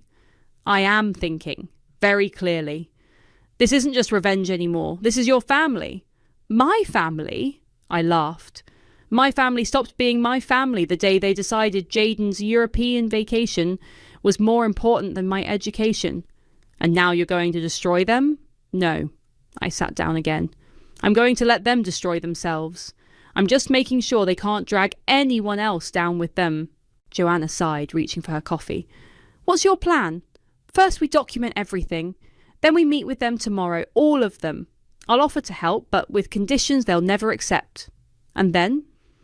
Then we let karma do its job. I pulled out my phone, showing her Lyle's response to my message. With a little help from the press. Your ex-boyfriend, the reporter? Really? He's been investigating tech fraud. This story will make his career. Joanna rubbed her temples. You've thought of everything, haven't you? 12 years is a long time to plan. And what about after, when it's all over? I stood up, gathering my things. Then I'll finally be free. Or empty, she said quietly. I pretended not to hear her. Back at my office, Lexi was waiting with more revelations. I found the money trail from your college fund, she said, pulling up documents. Want to see where it really went? The numbers told a story I'd always suspected, not just Europe. Designer clothes, luxury hotels, first-class everything. My entire future converted into Jaden's Instagram highlights. There's more, Lexi continued. He's been using your parents' house as collateral for multiple loans. They don't just risk losing it. They might face criminal charges for loan fraud. Perfect. I smiled, but it felt hollow. Send everything to Joanna. And confirm tomorrow's meeting. Already done. Conference room A, 10 a.m. She hesitated. Are you sure about this? Why does everyone keep asking me that? Because revenge changes people, and I like who you are now. I looked around my office, at the awards, the patents, the evidence of everything I'd built from nothing. Sometimes change is necessary. My phone buzzed again. A text from Mom. Jaden's nervous about tomorrow. Please be gentle with him. Gentle. Like they were gentle when they took my future. Like they were gentle every Christmas when Jaden got everything while I got practical gifts. Like they were gentle when they told me to just figure it out on my own. I texted back, looking forward to seeing everyone. Then I called Lyle. I've got something for you, I said when he answered. But you'll need to wait until after tomorrow's meeting to run it. How big are we talking? Career making big, tech fraud, fake companies, millions missing. The works, he whistled. And you're sure about this? It's your brother.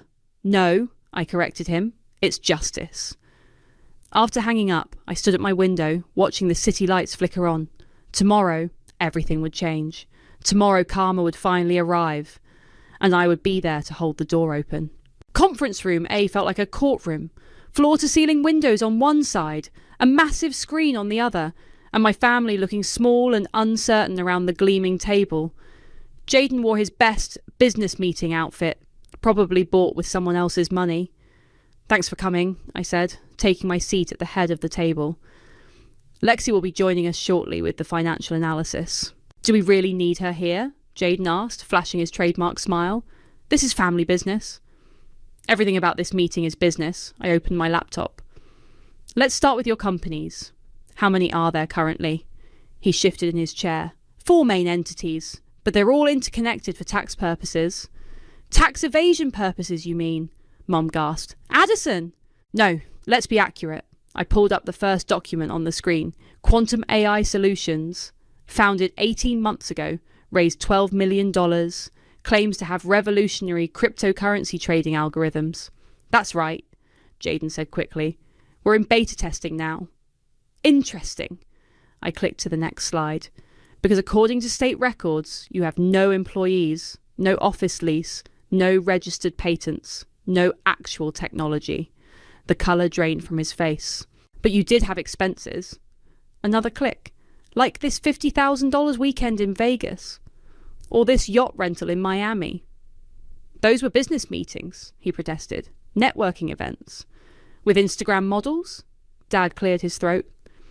Addison, we came here for help, not accusations.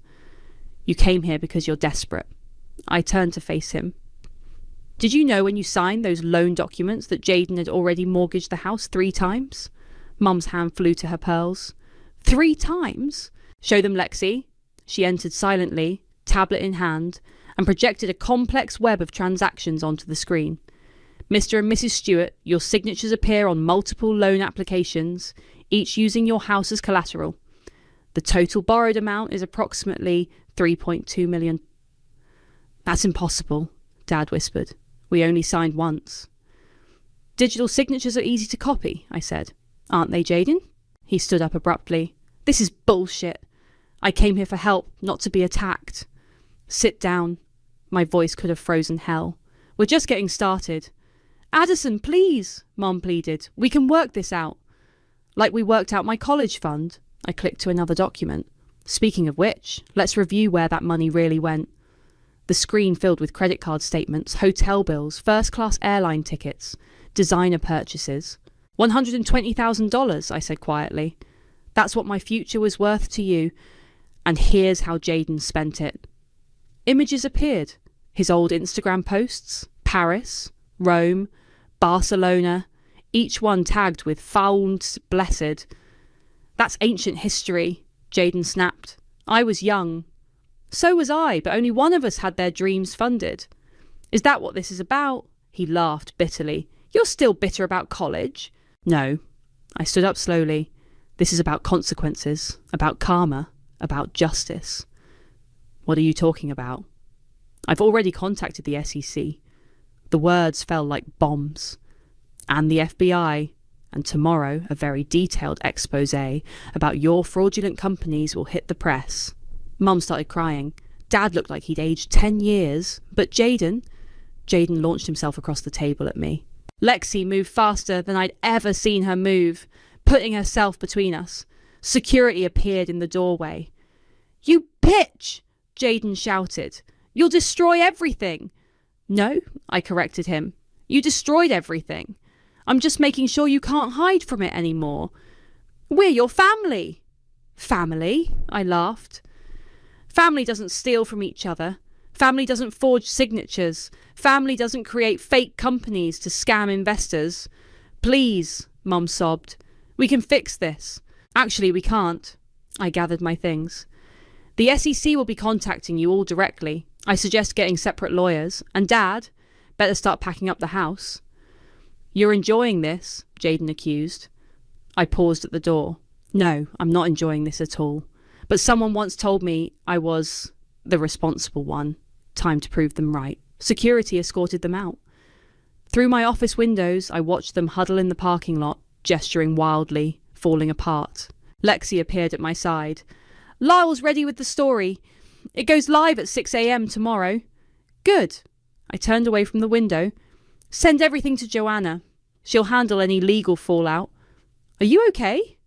I thought about that girl who cried over her lost college fund. About the woman I became because of it. About karma and justice and the thin line between them. I'm free, I said. And for the first time in 12 years, it felt true. The pounding on my door started at 5:58 a.m., 2 minutes before Lyle's story was set to break. I didn't need to check the security feed to know it was Jaden. Open the damn door, Addison! His voice echoed through the hallway. We need to talk! I pressed the intercom. Security has already been notified. Leave now. You can't do this to me, to our parents. I'm not doing anything. The SEC is. I'll tell everyone about you, he threatened. About the real you, how cold you are, how you've always been jealous. I opened the door. Jaden stumbled back, surprised by my calm appearance in a crisp business suit. Jealous? I smiled. Of what? Your fake companies? Your stolen money? Your complete lack of consequences until now? You don't understand. No, you don't understand. I stepped into the hallway. Check your phone. The story just went live. He frantically pulled out his phone. I watched his face crumble as he read the headline. Tech startup fraud. The $1 million house of cards. This will destroy me, he whispered. Like you destroyed my future. That was different. I was finding myself. And what did you find, Jaden? Besides other people's money? His phone started buzzing. Investors, probably. Or lawyers. Or both. Mum and Dad will lose everything, he tried one last time. They lost me years ago. They just didn't notice. Security arrived then, 2 officers I knew well. Miss Stewart, everything okay? Please escort my brother out and update his photo on the banned list. You can't, Jaden started. I can. I did. Goodbye, Jaden. Back in my apartment, I watched the story spread. Lyle had done an excellent job. Detailed, damning, impossible to deny. My phone lit up with a text from Joanna. It's hitting all the major outlets. You okay? Before I could respond, Mom called. Then Dad. Then Mom again. Finally, I answered. How could you? Mom's voice broke. He's your brother. Funny. Where was that family loyalty when it was my future on the line? That was different. We were trying to help him. And I'm trying to help you, I said calmly, by stopping him before he drags you into federal prison. We signed those papers willingly. No, you signed one paper willingly. He forged your signatures on the others. Check the dates. You were in Florida for half of them. Silence. My God, she whispered. The FBI will be contacting you today. Tell them everything. It's your only chance to avoid charges. What about Jaden? What about me? The question slipped out before I could stop it. Did you ever ask that? Did you ever wonder how I managed college? Or my first apartment? Or starting my company? Addison. I lived on ramen noodles for 2 years. I worked 3 jobs. I slept on a yoga mat because I couldn't afford a bed. Where were your maternal concerns then? We thought you could handle it, she said softly. You were always so strong. I had to be. You didn't give me a choice. My other line beeped. Joanna. Mum, I have to go. Remember what I said about the FBI. Wait, her voice cracked. What you said yesterday about the college fund, about how Jaden spent it. Was that true? Check his Instagram history, it's all there. Every penny of my future, documented in perfect filtered detail. I hung up and took Joanna's call. The SEC just froze all of Jaden's accounts, she reported. And your parents too, since they're connected. Good. The house will go into foreclosure by the end of the week. They can stay with Aunt Sarah in Wisconsin. Addison, Joanna paused. Are you sure this is what you wanted? I walked to my window, looking out at the city I'd conquered through sheer determination. What I wanted was to go to college, without working myself half to death.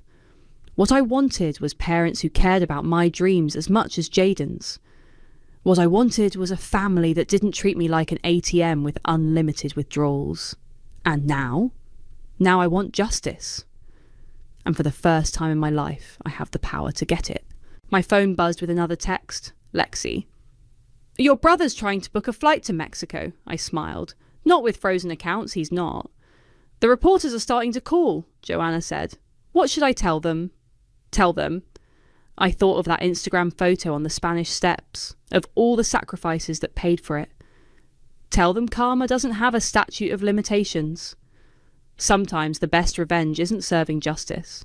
It's watching justice serve itself. The news van started arriving at my parents' house around noon. I watched the live coverage from my office. Sound muted. As reporters crowded their perfectly manicured lawn, the same lawn I'd mowed every weekend to earn pocket money while Jaden lounged by the pool. FBI just released their statement, Lexi announced, entering with her tablet. Want to hear it? I nodded. The Bureau is investigating allegations of widespread securities fraud involving multiple technology startups. We are working closely with the SEC and... My phone buzzed. Lyle. Your brother just called me, he said when I answered. Offered to tell me the real story in exchange for killing the article. What did you say? I told him the real story was already out. Then I recorded the call and sent it to the FBI. I smiled. Always the thorough reporter. He's desperate, Addison. Said some pretty ugly things about you. Let me guess. I'm jealous, bitter, cold-hearted.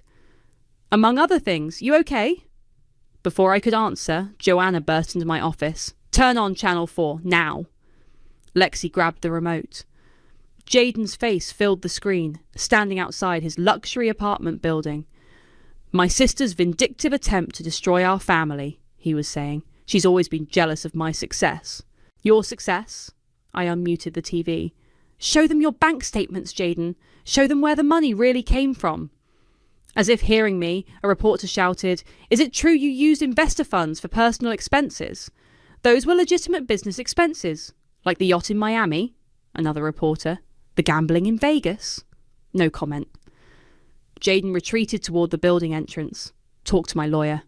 Does he have a lawyer? Lexi asked. Not yet, Joanna answered. But he'll need one. The FBI is on their way to his apartment now. My phone buzzed again. Dad! The police are here, he said without preamble. With papers? Let them serve them. And tell them everything. Your mother's hysterical. She'll survive, she always does. Addison, his voice cracked. I'm sorry about college, about everything. 12 years too late, Dad. I know. We thought we were doing the right thing. Jaden was so fragile. And I wasn't? Or did you just not care? Silence. The FBI will want to know about the loan documents, I continued. Tell them Jaden forged your signatures. It's your only defence. He's our son. And I'm your daughter. Remember that while you're packing up the house? I hung up as Lexi pointed to the TV. They were showing my company's building now, reporters clustered outside. Want me to make a statement? She asked. No. Let them speculate. Addison, Joanna sat across from me. The DA's office called. They're offering Jaden a deal if he cooperates. He won't take it. His ego won't let him. Your parents might lose everything. They already did. They just didn't know it until now. My phone lit up with a text from an unknown number. A photo. I opened it and froze. It was me, age 18, in my janitor's uniform, cleaning classrooms at 4 a.m. Someone had taken it without my knowledge. Another text followed. Remember this? I do. I saw you every morning while heading home from parties. Never said anything. Never helped. Some brother I was. I stared at the photo, memories flooding back. The exhaustion, the humiliation, the burning determination to succeed despite them all. What is it? Lexi asked, noting my expression. I showed her the photo. Jaden's last attempt at manipulation. Is it working? No. I deleted the texts. It's just confirming I did the right thing. The TV showed breaking news. FBI agents escorting Jaden from his building in handcuffs. Mum and Dad being served with papers on their front lawn. The empire of lies crumbling in real time. Ms. Stewart? My assistant's voice came through the intercom. The New York Times is on line 1. They want a statement. I looked at Joanna. She nodded. Put them through. Ms. Q. Stewart, about your brother's allegations. My brother stole millions from investors while pretending to run legitimate businesses. The evidence speaks for itself. And the personal aspects, the college fund? I thought about that photo. About the girl in the janitor's uniform who refused to break. Sometimes, I said carefully, the biggest fraud isn't what shows up in bank statements. It's what families tell themselves to justify their choices. After hanging up, I stood at my window, watching the reporters below. What now? Lexi asked. Now? I smiled. Now we watch Karma finish what it started. The courtroom was smaller than I expected. Jaden looked smaller too, in his prison-issued jumpsuit instead of his usual designer suits. He wouldn't look at me as he entered his guilty plea. The defendant agrees to forfeit all assets gained through fraudulent activities, the prosecutor announced, and will serve a minimum of 5 years in federal prison. Mum sobbed quietly in the back row. Dad stared straight ahead, face blank. I sat between Joanna and Lexi, expression neutral, watching justice unfold. The judge turned to Jaden. Do you have anything to say before sentencing? He stood slowly. I'm sorry. To the investors, to my parents. He paused. To my sister. Save it, I muttered under my breath. Lexi squeezed my hand. After the sentencing, Mum tried to catch me in the hallway. Addison, please. We're moving to Wisconsin next week. Can't we talk? About what? How you're living with Aunt Sarah because you lost your house? Or how you enabled Jaden until he destroyed himself? About making peace, she pleaded. About family. Family? I laughed. You know what I did last week? I established a scholarship fund for students who lost their college funds to family betrayal. That's my new definition of family. Dad approached, looking aged beyond his years. The scholarship, what did you name it? The Justice Fund. I straightened my blazer. Because sometimes Karma needs a little help. Outside the courthouse, reporters waited with cameras and microphones. Joanna stepped forward as my spokesperson. My client has no comment on today's proceedings. However, she is announcing a $1 million endowment to help disadvantaged students pursue higher education. Mr. Stewart, a reporter called out. What about your parents' house? I stopped, turned. What about my future? The one they stole. Sometimes karma comes full circle. Back at my office, Lexi had arranged everything I needed for the scholarship fund launch. The first applications are already coming in, she said, showing me her tablet. Students with stories just like yours. Schedule interviews with the top candidates, I told her. I want to meet them personally. There's something else. She hesitated. Your mother left this at reception. She handed me an envelope. Inside was a photo I'd never seen before. Me at my high school graduation, standing alone while the family clustered around Jaden in his new convertible. A note fell out. I see it now. I see everything we did wrong. I'm sorry we were blind for so long. Throw it away, I said. Are you sure? Before I could answer, Joanna rushed in. You need to see this. She pulled up a video on her phone. Jaden, being interviewed just before his sentencing. My sister wasn't wrong, he was saying, about any of it. I stole her future. And then I kept stealing from everyone else. I thought I was entitled to success without work. She proved me wrong. Delete it, I said. Addison. Joanna sat down. At some point, you have to let this go. Let it go? Like they let go of my dreams, my chances. No, like someone who's won, who's proven everyone wrong, who's built something meaningful from their pain. My phone buzzed. A text from Dad. The scholarship fund. It's what you deserved back then. I'm proud of who you became, despite us. I stared at the message until the screen went dark. The first scholarship interviews are next week, Lexi reminded me gently. Want to review their stories? I nodded, grateful for the distraction. She pulled up the files. Dozens of young people with dreams bigger than their circumstances. Dreams like mine had been. This one. I pointed to a file. Single mom, working nights, straight A's. Just like you, Lexi said softly. Schedule her first. After they left, I stood at my window, watching the city lights come on. My phone buzzed again. Lyle. Follow-up stories running tomorrow, he said. About the scholarship fund. Want to comment? I thought about that graduation photo. About the girl who stood alone. About karma and justice and the thin line between vengeance and healing. Tell them. I paused. Tell them sometimes the best revenge is making sure no one else experiences your pain. That's not very vengeful, he noted. No, I agreed. It's better. I hung up and looked at the scholarship applications again, at all those dreams waiting to be funded, at all those futures waiting to be saved. Maybe Joanna was right. Maybe this was what winning really looked like. Not destroying your enemies, but building something they can't touch. Something that turns pain into purpose. Something that finally sets you free. The auditorium buzzed with nervous energy as I took the podium. 50 students sat before me, each clutching their scholarship acceptance letters from the Justice Fund. Behind them, proud parents dabbed tears and recorded videos. Welcome, I began, scanning the faces. You're here because someone told you your dreams weren't worth investing in. They were wrong. In the back, Lexi gave me a thumbs up. Joanna smiled encouragingly. My story starts with a stolen college fund, I continued, with nights cleaning classrooms and days fighting sleep in lectures, with ramen noodles and yoga mat beds and the burning desire to prove everyone wrong. Movement at the entrance caught my eye. Mum and Dad slipped in, standing uncertainly by the door. I hadn't invited them. But this isn't about revenge, I said, gripping the podium tighter. It's about justice, about making sure no one else has to choose between their dreams and their dignity. The first scholarship recipient, Maria, sat in the front row. Single mum, straight A's, working nights just like I had. Her young daughter coloured quietly beside her. Today, you're not just receiving money for college, you're receiving belief, investment. The thing I had to fight for, we're giving freely, because talent shouldn't have to beg for a chance to shine. A hand rose.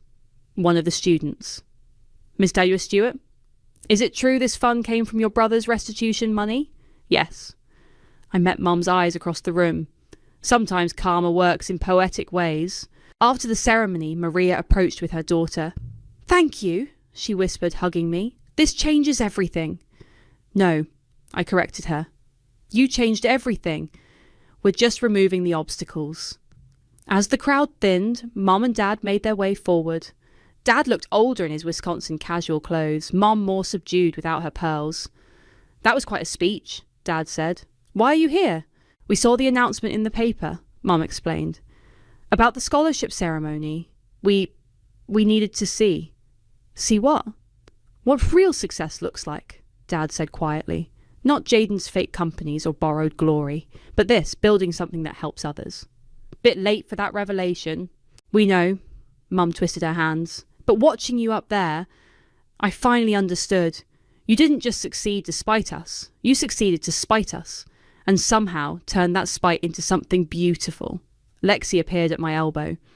Sorry to interrupt, but the Times reporter is waiting for your interview. Give me a minute. My parents turned to leave, but I called out, Wait! They froze. The next round of scholarships? I took a deep breath. We're focusing on students from Wisconsin. Since that's your new home, maybe you could help review applications. Mum's eyes filled with tears. Really? Don't make me regret this. We won't, Dad said firmly. Not again. After they left, Joanna joined me. That was unexpected. They're not forgiven, I clarified. But maybe they can help prevent other parents from making their mistakes. Speaking of prevention, she handed me her phone. An email from Jaden's prison account. Sis, watching the scholarship ceremony live stream from my cell. Finally understand what you built while I was pretending to build things. Maybe when I get out, I can help. Not with money or decisions, I've lost that right, but maybe with warning entitled kids about where that path leads. Proud of you. J. Delete it? Joanna asked. I stared at the screen, at the small olive branch extended from behind bars. No, I decided. Save it. Maybe karma isn't just about punishment. Maybe it's about transformation too. The Times reporter approached, notebook ready. Mr. Stewart, about the scholarship fund's future. The future? I looked around the auditorium, at Maria and her daughter, at the students clutching their acceptance letters, at the dreams finally being funded. The future is already here, I said, in every student who refuses to let someone else define their worth, in every dream that survives betrayal, in every story that turns pain into purpose. And your family? I thought about Mom and Dad reviewing applications in Wisconsin, about Jaden watching the live stream in his cell, About karma's long, strange journey. Family isn't just blood, I answered. Sometimes it's the people who believe in you when your blood doesn't. Sometimes it's the dreams you build from the ashes of the ones they burned. And revenge, I smiled, thinking of that girl in the janitor's uniform, of how far she'd come, of how her pain had transformed into purpose. The best revenge isn't destruction, I said finally. It's creation, building something so beautiful that even those who hurt you have to admit you are worth investing in all along. That's the thing about karma. Sometimes it doesn't just balance the scales. Sometimes it builds new ones. The breeze carried the scent of fresh-cut grass and charcoal as I arranged the last of the appetizer plates on our patio table. Perfect afternoon. Perfect weather. Perfect life. I smoothed my sundress and smiled at the ultrasound photo tucked safely in my purse. 8 weeks along. Still our little secret. Ria, the ice is melting faster than I can fill the coolers. My husband Luke appeared at the sliding door, that boyish grin still making my heart skip after 6 years of marriage. Coming, I called back, stealing one more moment to myself. This backyard, our backyard, with its maple trees and the hammock Luke hung last summer, had become my sanctuary. Today it would become something more, the place where we told our closest friends we were finally pregnant. After 3 years of trying, 2 miscarriages, and 1 round of IVF that drained our savings, this baby was our miracle. I pressed my hand against my still flat stomach, allowing myself to feel the fragile hope I'd been too scared to fully embrace. The doorbell chimed. Luke's footsteps crossed the living room, followed by excited voices. Malik's booming laugh, Michelle's melodic greeting. Our chosen family arriving for what they thought was just a summer barbecue. I gathered myself and headed inside, immediately swept into Malik's bear hug. There she is, the hostess with the mostest, he said, passing me a bottle of my favourite rosé. Non-alcoholic, he added with a wink. Michelle said you weren't drinking last time we had dinner. I shot Michelle a look of mock betrayal. Detective skills on point as always. Michelle shrugged, her curls bouncing. I notice things. Sue me. My phone buzzed. A text from my sister. Running late. Traffic nightmare. Save me food. I typed back. Hurry, Savannah. Big news today. The doorbell rang again. Luke answered while I arranged Michelle's homemade cookies on a platter. Surprise! A familiar voice sang out. I froze, cookie midair. Carla. My best friend since college stood in my entryway, radiant in a floral maxi dress, her husband Jason awkwardly trailing behind. She wasn't supposed to be here. She was supposed to be in Chicago until next month. Carla, I managed, setting down the cookie before I crushed it. What are you? I couldn't miss summer barbecue season. She rushed toward me, enveloping me in a cloud of her signature perfume. We wrapped the project early and I thought, why not surprise everyone? I hugged her back automatically, my mind racing. The announcement. Our moment. Now complicated by Carla's unexpected presence. Luke caught my eye over Carla's shoulder, his expression unreadable. We'd planned this day so carefully. Intimate, just our closest local friends. Not Carla. Not yet. We'd planned to drive to Chicago next month to tell her in person. You should have told us, I said, pulling back. We would have picked you up from the airport. And ruined the surprise? She laughed, that infectious sound that always made everyone join in. Besides, Jason handled it. Right, babe? Jason nodded, looking as uncomfortable as I felt. Something flickered in his eyes, something that made my stomach tighten. The afternoon progressed with the easy rhythm of longtime friends. Drinks poured, burgers grilled, conversations overlapped. I watched Luke and Carla fall into their familiar banter, a friendship forged through me but solidified through years of group vacations and holiday gatherings. When Savannah finally arrived, she pulled me into the kitchen under the pretense of helping with dessert. You okay? She whispered. You look like you've seen a ghost. Carla showed up, unannounced. So? She's your best friend? We were going to announce the pregnancy today. Now it feels like she's stealing your thunder without even knowing it. Savannah squeezed my hand. She just has spectacularly bad timing. Always has. I nodded, trying to shake off my irrational unease. You're right. Let's get the cake. Back outside, Luke caught my eye and raised his eyebrows in question. I nodded slightly. It was time. He clinked his glass and conversations quieted. My heart pounded as he slipped his arm around my waist. Thanks for coming, everyone. Rhea and I have some news we've been dying to share. I took a breath, ready for my line, when Carla suddenly stood up. Actually, she interrupted, Jason and I have an announcement too. The air seemed to still. Luke's arm tensed around me. We're pregnant, Carla beamed, pulling something from her purse. 8 weeks along. She held up an ultrasound image that looked eerily familiar. The same angle, the same date stamp, the same tiny blob that I'd been staring at for weeks. My ultrasound. The world tilted sideways. Voices congratulated her from what seemed like miles away. Luke's arm dropped from my waist. Isn't it amazing? Carla gushed, passing the image around. Rhea, you're going to be an auntie. I couldn't speak, couldn't breathe, couldn't tear my eyes from the ultrasound, my ultrasound, now in Malik's hands as he squinted at it. That's wonderful, Luke said, his voice strained. We're so happy for you both. Later, after everyone had gone home except Carla and Jason, who'd invited themselves to stay in our guest room, I found myself alone in the kitchen. A gift bag sat on the counter.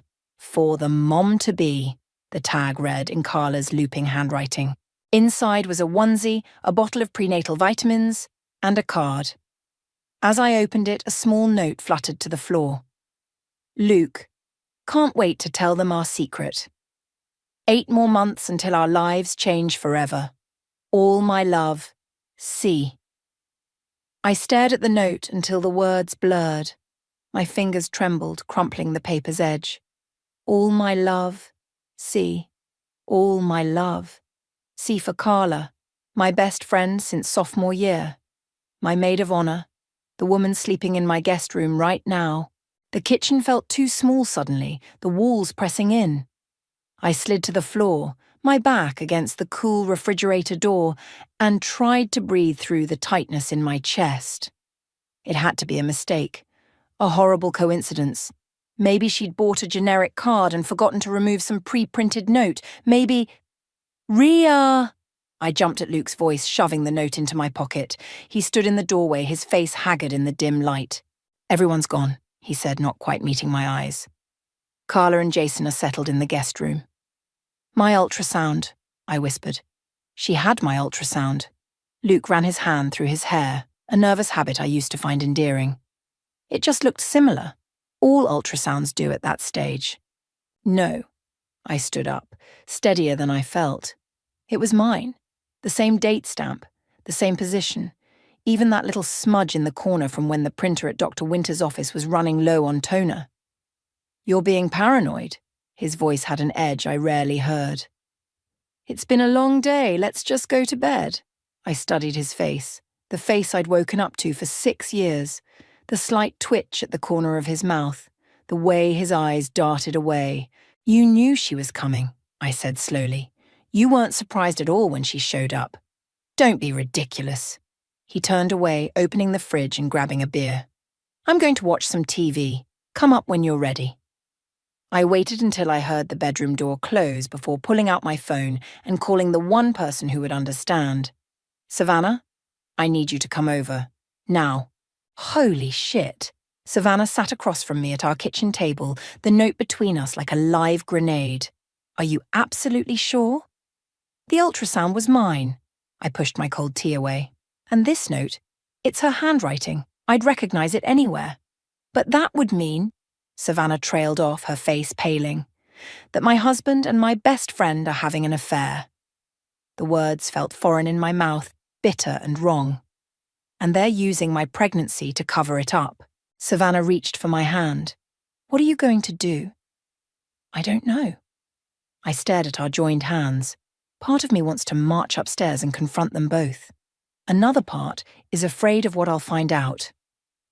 You need evidence, Savannah said firmly.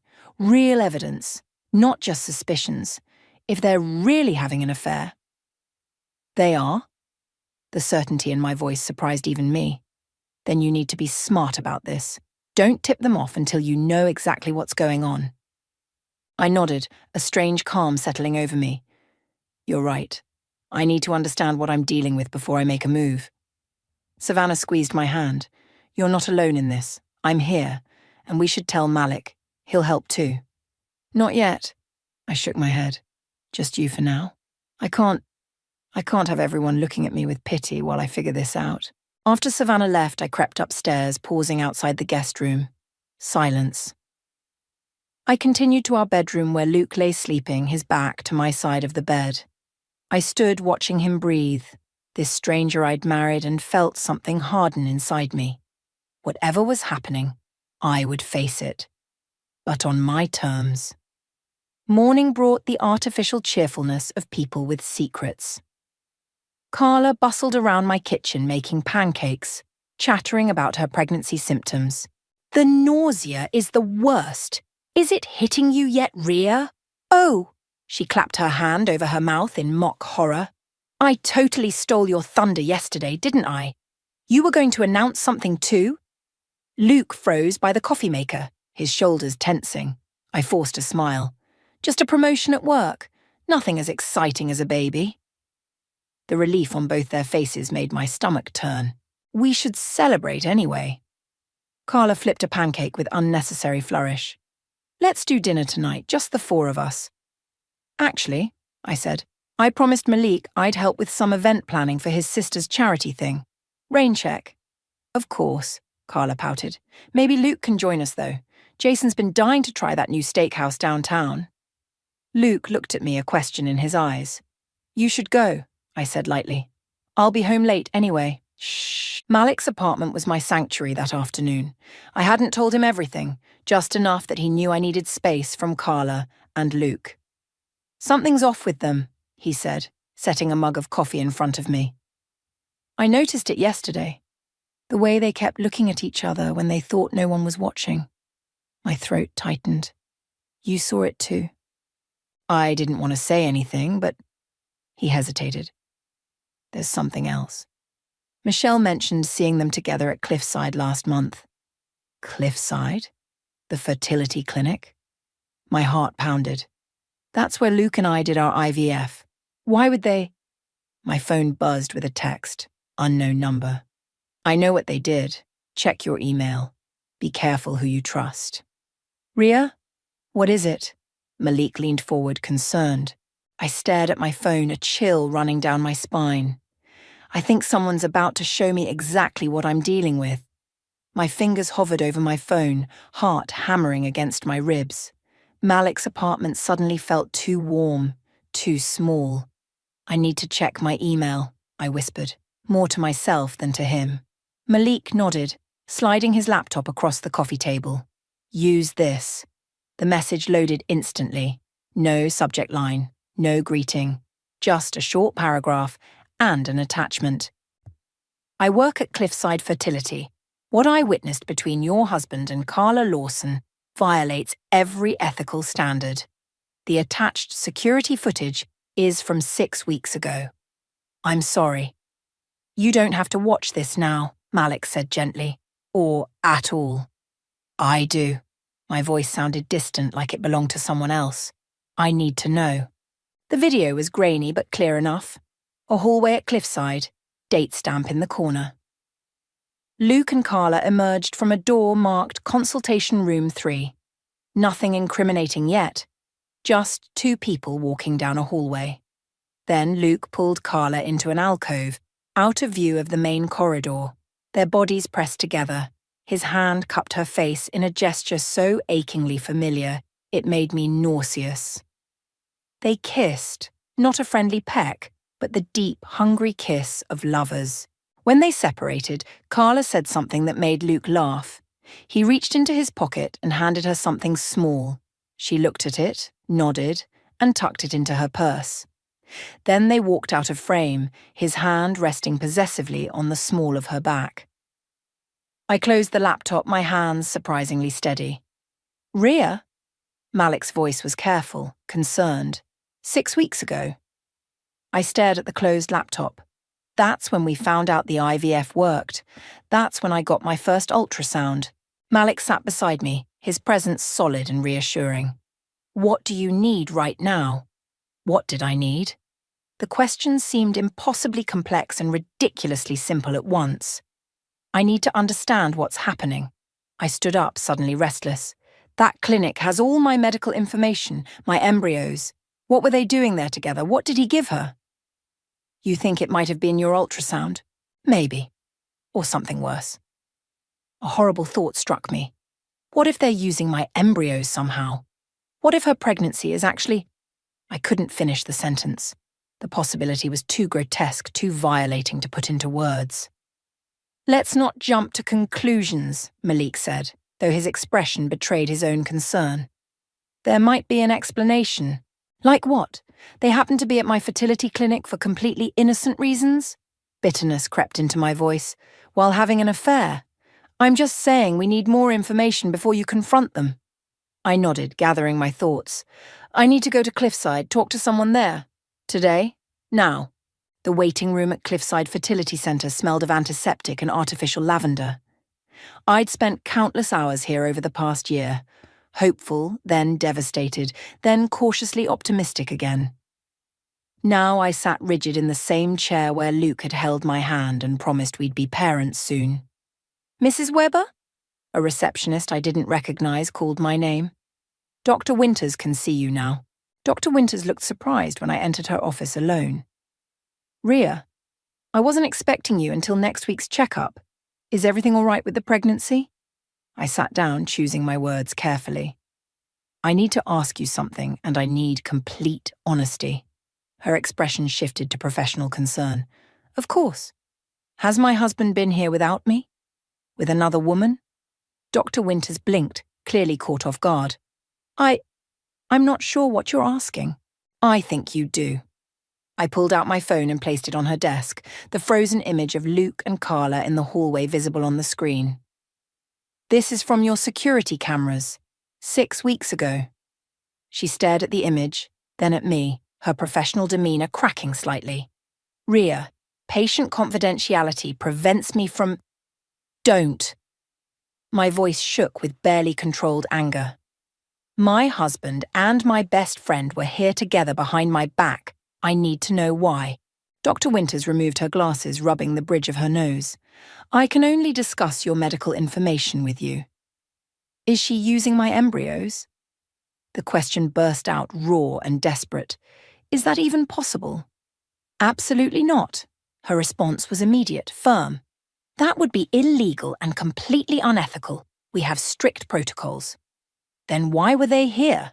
She hesitated, choosing her words carefully. I can tell you that no one has accessed your embryos except for the procedure that resulted in your current pregnancy. Relief washed over me, followed quickly by renewed confusion. Then what? Mrs. Webber, she interrupted gently. I suggest you speak with your husband. That's all I can say. I left Cliffside with more questions than answers, my mind racing. If they weren't tampering with my embryos, what were they doing there? And what had Luke given Carla in that video? Outside, I leaned against a concrete pillar, trying to steady my breathing. My phone buzzed with a text from Luke. Where are you? Carla and Jason want to take us to dinner. Another text followed immediately. Also, have you seen my blue thumb drive? Can't find it anywhere. A thumb drive, small enough to fit in a pocket, easy to hand to someone in a hallway. My phone buzzed again, this time from the unknown number. Check the financial records. Joint accounts. Look for transfers to Cliffside 6 months ago that don't match your treatment schedule. I stared at the message, a cold clarity settling over me. Whatever was happening went deeper than an affair. Much deeper. I texted Luke back. Not feeling well. Staying at Savannah's tonight. Check the desk drawer for your drive. Then I called the one person who could help me access our financial records without tipping off Luke. Michelle, it's Rhea. I need your help with something. Something no one else can know about. Michelle's kitchen smelled of fresh coffee and cinnamon, a stark contrast to the ugliness we were about to uncover. As Malik's sister and an accountant, she had the skills I needed right now. I brought everything I could find, I said, placing a folder on her counter. Bank statements, investment accounts, tax returns from the last 2 years. Michelle nodded. All business. What exactly are we looking for? Payments to Cliffside Fertility that I don't know about, specifically around 6 months ago. She didn't ask why, and I was grateful. Malik must have filled her in on the basics. Let me see. She opened her laptop and began sorting through the documents with practiced efficiency. Your IVF treatments were expensive. Almost $50,000 altogether. Insurance covered some. But yes, I wrapped my hands around a mug of coffee I couldn't bring myself to drink. We had to take out a second mortgage. Michelle frowned, comparing 2 statements. There's something odd here. A wire transfer to Cliffside for $22,000 on February 12th. But your treatment schedule shows your last payment was in January. My stomach clenched. That's not mine. It came from your joint savings account. She turned the laptop so I could see. Luke authorized it. What could cost that much? We already paid for the embryo creation and storage. Michelle hesitated. There are other services fertility clinics offer. Egg donation, surrogacy arrangements. The implication hung in the air between us. Keep looking, I said, my voice tight. What else? She continued scrolling through statements. There's a pattern of cash withdrawals from your joint checking account. $2,000 every month for the past year, always on the 15th. I never noticed. Shame coloured my admission. Luke handles most of our finances. Don't blame yourself. Michelle's voice was gentle but firm. Financial infidelity is part of how people hide affairs. The word affair landed like a physical blow. Until now, I'd been operating in a strange limbo, knowing but not fully accepting the betrayal. There's more, Michelle said, frowning at the screen. A safety deposit box rental at First National downtown. Opened 8 months ago. Both your names are on it, but the notification address is a P.O. box I don't recognize. I stared at her, the pieces clicking into horrible place. He's been planning this, whatever this is, for months. Michelle reached across the table and squeezed my hand. What do you want to do now? I need to see what's in that safety deposit box.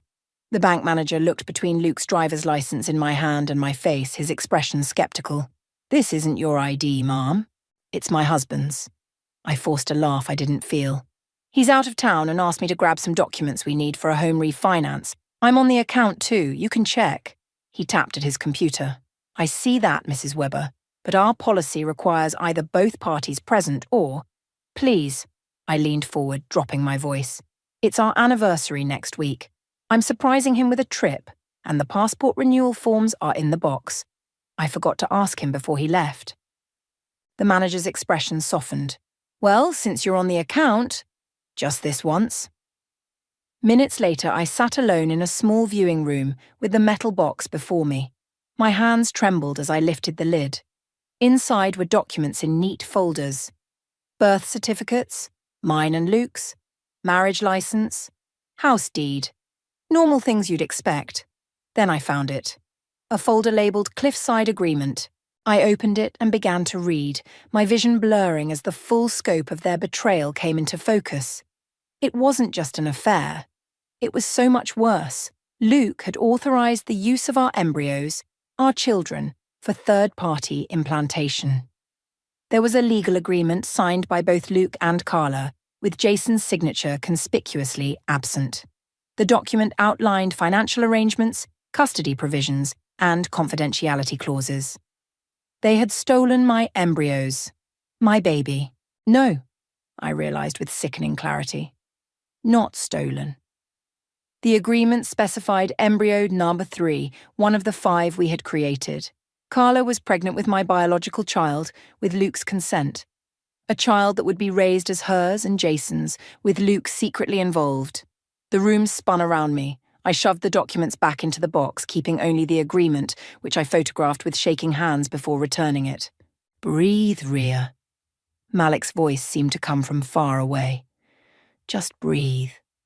We sat in his car outside the bank, the air conditioning blasting against my clammy skin. They took my embryo, I whispered. My baby. They're going to raise my child and pretend it's theirs. Does Jason know? Malik asked. I don't think so. His signature isn't on anything. I pressed my hands against my eyes. What kind of person does this to their best friend? To their own husband? Malik's phone chimed with a text. He glanced at it, then at me, his expression unreadable. What? I asked. It's Michelle. She found something else. He hesitated. The ultrasound image Carla showed everyone. Michelle zoomed in on the date stamp. It matches yours exactly. Not just the date, but the time. Down to the minute. That's impossible unless it's literally your ultrasound image. Malik's voice was gentle. Rhea, I don't think Carla is actually pregnant. I stared at him, the implications crashing over me in waves. Then what is this? What are they doing? My phone lit up with a notification, an email from the unknown sender. Found something you need to see. Cliffside parking garage, 20 minutes. I showed Malik the message. It could be a trap, he warned, or it could be answers. I straightened in my seat, a cold determination replacing my shock. And right now, I need those more than I need safety. The cliffside parking garage was nearly empty at this hour, fluorescent lights casting harsh shadows across concrete pillars. Malik insisted on coming with me, waiting in his car at the entrance while I ventured deeper alone. Level 3, Section D, as instructed in the follow-up text. My footsteps echoed in the cavernous space, each sound amplified by my frayed nerves. I clutched my phone, thumb hovering over the emergency call button. Hello? I called out, my voice bouncing off concrete walls. A figure stepped out from behind a pillar. A woman in scrubs, maybe mid-40s, her face tight with anxiety. Mrs. Webber? She glanced around nervously. I'm Ruby. I'm a nurse at Cliffside. You're the one who's been texting me? She nodded, pulling a manila envelope from her bag. I could lose my job for this. Worse, actually. But what they're doing, I couldn't stay silent. I took the envelope, my fingers trembling slightly. What is this? Evidence. Ruby's voice dropped to a whisper. Your husband and that woman, they've been coming to the clinic for months. At first, I thought they were just having an affair, using the clinic as cover. But it's more complicated. I opened the envelope and pulled out several documents, patient intake forms, lab results, and a photograph of Luke and Carla sitting in what looked like a consultation room. Carla isn't pregnant, Ruby confirmed. She never was. The ultrasound she showed, it was yours. Dr. Mercer gave it to her. Dr. Mercer? I frowned. I've never seen him. My doctor is Dr. Winters. He handles special cases. Ruby's expression darkened. Look at the lab results. I scanned the papers, medical terminology swimming before my eyes. I don't understand. Carla can't have children. These tests confirm it. Complete ovarian failure. But she and your husband have been planning something. Ruby pointed to a notation on one form. They requested access to your embryos months ago. Dr. Winters refused. It's unethical without your consent, but Dr. Mercer was willing to help them, for a price. My stomach lurched. The $22,000 payment? Ruby nodded. They were planning to use a surrogate, a woman from outside the country. The paperwork would be falsified to show Carla as the biological mother. But why? My voice cracked. Why go through all this deception? The last time they came in, I overheard them arguing. Carla was saying something about an inheritance that required her to have a biological child by the end of the year. Millions of dollars were at stake. The pieces clicked into place with sickening clarity. Carla's wealthy grandmother had died last year. There had been talk of a complex will, conditions that had to be met. So, they were going to use my embryo, find a surrogate, and pretend the baby was theirs? For money? The enormity of the betrayal made me dizzy, but then I got pregnant, which complicated their plan. Ruby checked her watch nervously. They've been scrambling. That's why Carla showed up at your house unexpectedly. She's desperate to establish her pregnancy publicly before they find another solution. Another solution? Cold dread washed over me. Ruby hesitated. I don't know exactly. But yesterday, Dr. Mercer requested access to your current medical file. He has no reason to be involved in your care. A terrible thought struck me. Could they try to take my baby? The one I'm carrying now? I don't think... Ruby froze, her eyes widening as she looked past me. Someone's coming, I have to go. She hurried away, disappearing behind a concrete pillar as headlights swept across the garage wall. I ducked behind a nearby car, clutching the envelope to my chest. A familiar silver Audi pulled into a space near the elevator. Luke's car. My husband stepped out, checking his phone before heading toward the hospital entrance. What was he doing here? At this hour? I waited until he was gone before racing back to Malik's car, my heart pounding. You need to go to the police. Malik's voice was firm as we sat in his living room, the documents from Ruby spread across his coffee table. And tell them what? That my husband and best friend are planning to steal my embryos? That they might try to take my baby? I pressed my hands against my face. It sounds insane. It is insane. But these documents prove something illegal is happening. They'll say it's a private matter, a divorce issue. I'd never felt so helpless. And going public means everyone knowing, my family, our friends, my colleagues. My baby would be born into this nightmare. Malik leaned forward, his expression serious. Ria, I need to tell you something. Michelle didn't just find financial records. She found emails. My stomach dropped. What emails? Between Luke and Carla. They go back years, Ria. This isn't new. The rooms seemed to tilt. Years? We've only been married 6 years. Malik couldn't meet my eyes. The emails started before your wedding. The betrayal cut deeper than I thought possible. Not just my husband. Not just my best friend. But a deception that predated my marriage, my pregnancy, everything I thought was real. Show me, I whispered. He handed me his tablet. The emails were there, hundreds of them. Love notes, plans, discussions about me, about how to keep me in the dark. In one, dated just after our wedding, Luke wrote, "She has no idea, and she never will. We just need to be patient." Another from last year. "Once the inheritance comes through, we'll have everything we need. R is just a means to an end." A means to an end. That's all I was to them. A stepping stone to the life they really wanted. My phone buzzed with a text from Luke. "Where are you? Carla's worried. Come home."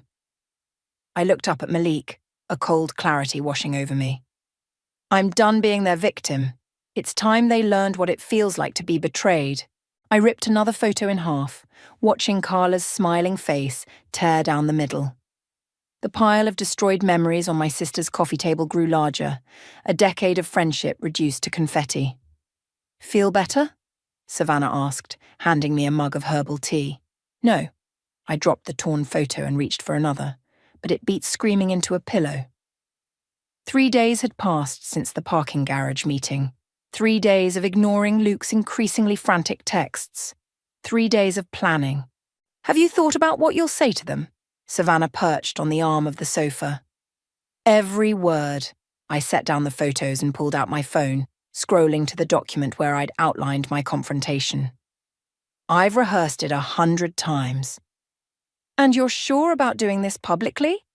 At the party?" I nodded. Michelle and Malik's annual summer gathering was tomorrow night, an event Luke and Carla wouldn't miss. The perfect stage for what I had planned. They wanted an audience for their lies. They'll have one for the truth. Savannah studied me, concern etched across her face.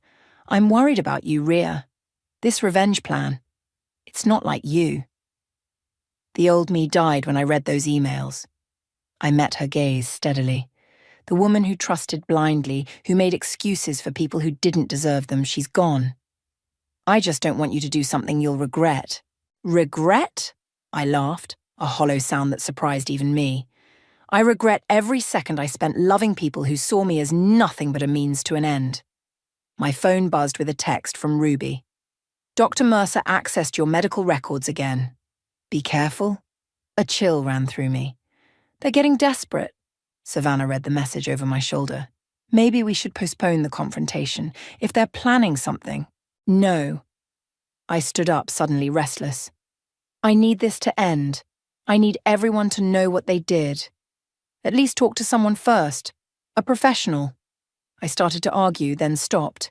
Maybe she was right. The rage burning inside me was clouding my judgment, pushing me toward a public spectacle that might feel satisfying in the moment but could have consequences I wasn't considering. Fine. One session. Dr. Ruby Wolf's office was nothing like I expected. Warm colours, comfortable furniture, no clinical sterility. The woman herself matched the space. Gentle eyes behind stylish glasses, an air of calm attentiveness. "So you're the mysterious Ruby," I said as I sat down. "The nurse from the parking garage." She smiled slightly. "I'm a psychologist, not a nurse. I consult at Cliffside occasionally, which is how I became aware of your situation. I hope you'll forgive the deception. I needed to establish trust before revealing my full identity." I tensed. "How do I know you're not working with them?" "A fair question." She handed me a business card and gestured to her credentials on the wall. "You're welcome to verify my identity. But I assure you, my only interest is helping you navigate this trauma safely." I studied her, searching for signs of deception and finding none. "Why did you get involved? Why risk your career? Because what they're doing is wrong." Her voice carried quiet conviction. "And because I've seen the aftermath of betrayal like this before.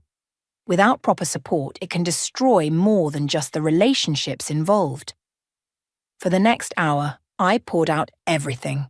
The affair, the embryo theft scheme, the inheritance, my plans for public exposure. Ruby listened without judgment, asking occasional questions that cut to the heart of my emotions. When I finished, she was quiet for a moment. "Your anger is justified," she finally said. "The betrayal you've experienced is profound. But I'm concerned about your focus on public humiliation as the solution."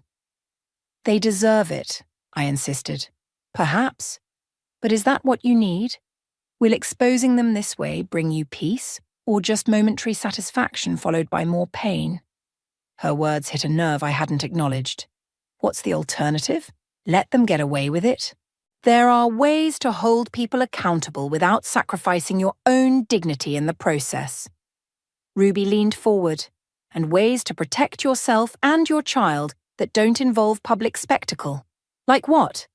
Legal action, private confrontation with witnesses present, documentation of everything before making any public statements. She held my gaze. The question isn't whether they deserve exposure, it's whether turning your pain into a performance serves your healing. I left Ruby's office with my certainty shaken. The rage still burned, but her words had created space for something else. A small voice asking if there might be a better way. That voice fell silent when I checked my phone and found a voicemail from an unknown number. "Mrs. Webber, this is Dr. Mercer from Cliffside. I'm calling about some concerning test results from your last visit. Please come in tomorrow morning at 9 a.m. It's urgent we discuss your pregnancy." Cold fear replaced my anger. There were no concerning test results. My last checkup had been perfect. This was their next move, trying to get me alone at the clinic. I called Ruby immediately. "They're making their move," I said when she answered. "Dr. Mercer left a message about fake test results trying to lure me to the clinic." "Don't go," Ruby said firmly. "Whatever you do, don't go alone." "I won't?"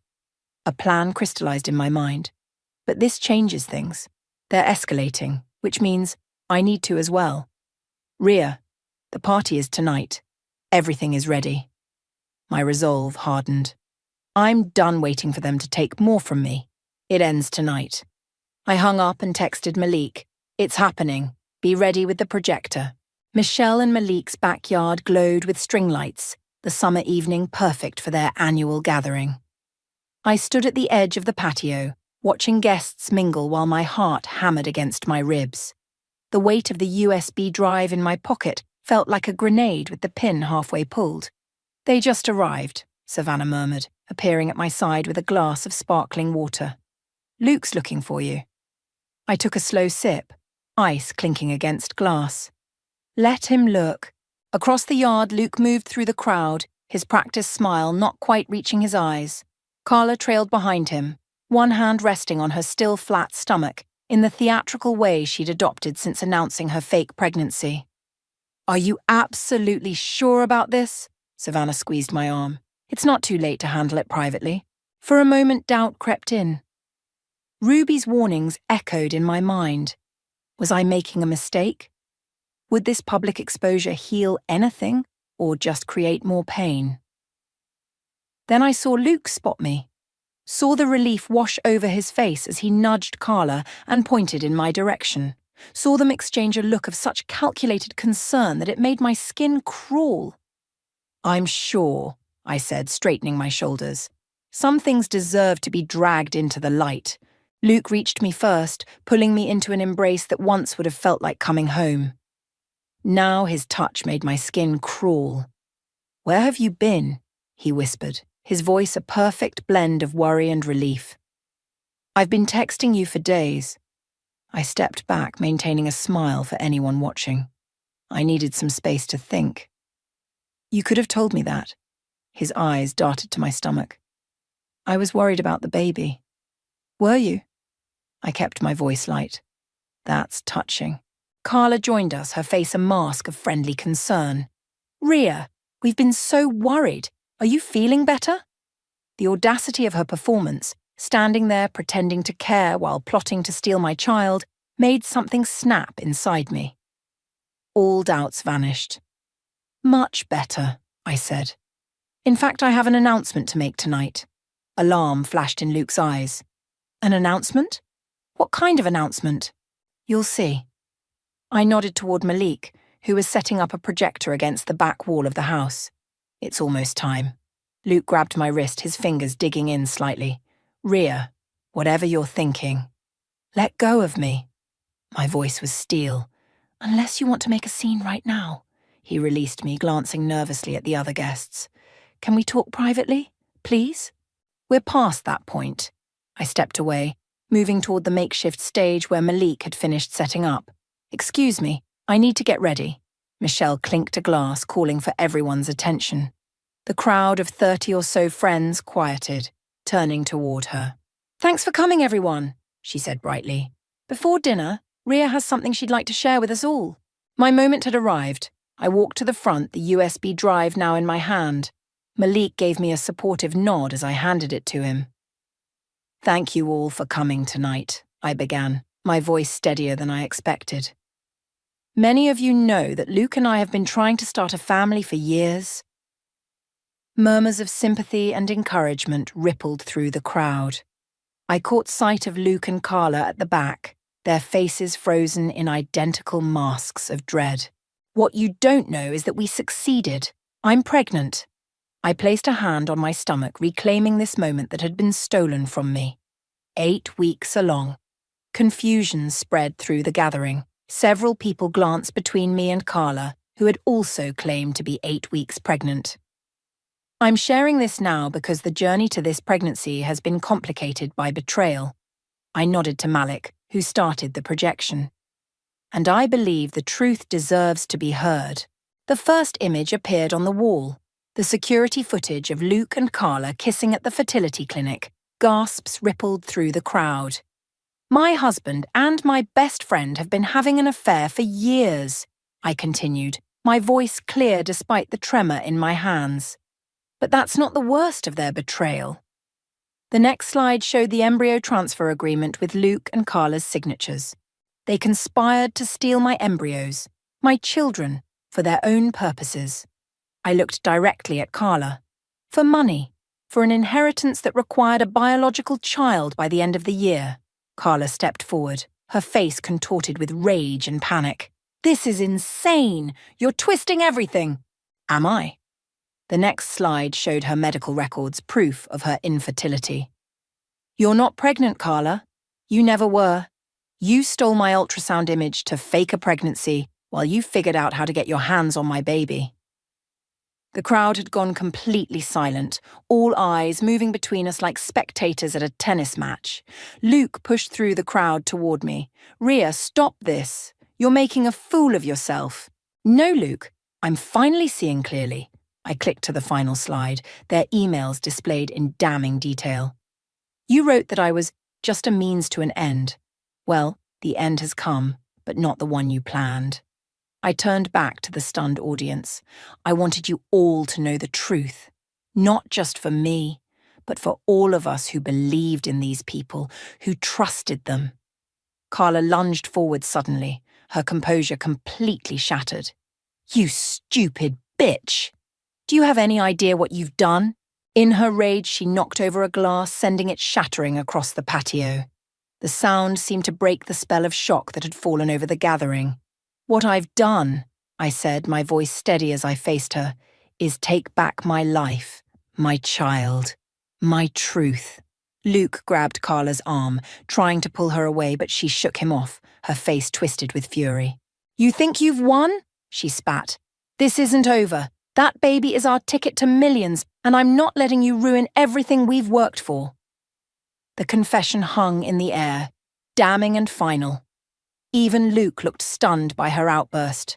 I smiled, a genuine smile that felt like the first in months. Actually, Carla, it is over, and everyone here is my witness. The silence following Carla's outburst shattered when someone in the crowd started slow clapping. Others joined in, the sound building until it filled the backyard. Not applause of celebration, but of recognition. Acknowledgement of a truth laid bare. Luke grabbed Carla's arm, his face ashen. We need to go. Now. You're not going anywhere. Malik stepped forward, phone in hand. The police are on their way. The police? Luke's laugh was brittle. This is a private matter. Conspiracy to commit medical fraud isn't private, I said. Neither is attempting to access medical records without consent. Dr. Mercer has already been reported to the medical board. Carla wrenched free of Luke's grip, her mask of sophistication completely gone. You think anyone will believe you? It's your word against ours. Actually, Michelle said, stepping forward with her tablet, it's your words against you. Every email, every document, every transaction. I've been tracking them for weeks. The police will have quite a file to work with. Luke's eyes darted around, looking for an escape route. This is ridiculous. We never... Save it for your lawyer, Savannah cut in, her arms slipping protectively around my shoulders. And good luck finding one who'll touch this case. The wail of police sirens in the distance seemed to break something in Luke. His shoulders slumped, the fight draining from him. Carla, let's just go, he muttered. We can explain everything later. Go where? She hissed. It's over, Luke. She's ruined everything. I watched them, these strangers wearing the faces of people I'd loved, and felt a strange calm settle over me. You ruined it yourselves. I just refused to be your victim. 2 police officers arrived, directed to us by a grim-faced Michelle. The formality of statements and explanations created a surreal bubble around the confrontation. Guests drifted away from the spectacle, gathering in shocked clusters across the yard. As the police led Luke and Carla towards separate patrol cars, Luke looked back at me one last time. Rhea, please.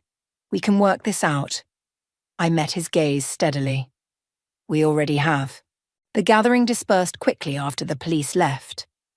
Only our closest friends remained, helping Michelle and Malik clean up the abandoned party. I sat on the porch swing, watching fireflies blink in the gathering darkness. The adrenaline that had carried me through the confrontation was fading, leaving exhaustion in its wake. Malik brought me a cup of tea, settling beside me on the swing. You okay? I don't know what I am, I admitted. Relieved? Devastated? Numb? All of the above sounds about right. We sat in comfortable silence, the gentle creaking of the swing punctuating the night sounds. What happens now? He finally asked. Legally? Their lawyers will try to make deals. There will be divorce proceedings, possibly criminal charges depending on what else the investigation uncovers. I sipped my tea. Personally, I have no idea. You could stay with us for a while. Michelle already made up the guest room. I smiled, genuinely touched. Thank you, but I think I need to go home tonight. Home? Are you sure? It's still my house, my life. I placed a hand on my stomach. Our home. I won't let them take anything else from me. The house was eerily quiet when I unlocked the door. I moved through the rooms, turning on lights, reclaiming the space that had been poisoned by betrayal. In the study, Luke's desk drawer stood partially open. He'd left in too much of a hurry to close it properly. Inside was a small velvet box I didn't recognize. Curious, I opened it. Not jewellery as I'd expected, but a small silver key. Attached was a tag with an address in Cliffside, a storage facility. My phone buzzed with a text from an unknown number. There's more you don't know. Storage Unit 227. The key is in his desk. Ruby. It had to be. The storage facility was well lit despite the late hour. Unit 227 was at the end of a long row of identical metal doors. The key turned smoothly in the lock. Inside, neatly organised shelves held dozens of file boxes, each labelled with a woman's name and a date. With growing horror, I realised what I was looking at: Luke and Carla's previous victims. Women they'd manipulated, scammed, betrayed. Financial records, photographs, personal information, all meticulously documented. Some boxes contained legal documents showing property transfers, investment accounts, insurance policies. And there, on a shelf by itself, a box labelled Ria in Carla's handwriting. I opened it with trembling hands. Inside was a detailed plan spanning years, from the day we met through a projected accident that would leave Luke in control of my assets and our child. Photos of me at various events, unaware I was being documented. A timeline of my fertility treatments. A copy of my will. They hadn't just betrayed me. They'd selected me, targeted me, for a long con that was supposed to end with something far worse than heartbreak. My phone rang, Savannah worried about where I'd gone. As I explained, her shock mirrored my own. "Come to my place," she insisted. "You shouldn't be alone with this." "I'm not alone anymore," I said, a strange calm settling over me as I looked at the evidence of their elaborate scheme. "And neither are their other victims." I closed the box, my decision made. These women deserved to know the truth just as I had, and I would make sure they learned it. The weight of betrayal would always be part of my story, but it wouldn't be the end of it. Not for me, not for my child, and not for the others who had been manipulated by the people I once trusted most. I placed a protective hand over my stomach, feeling stronger than I had in months. "We're going to be okay," I whispered to my baby, "and we're going to make sure they never hurt anyone else again."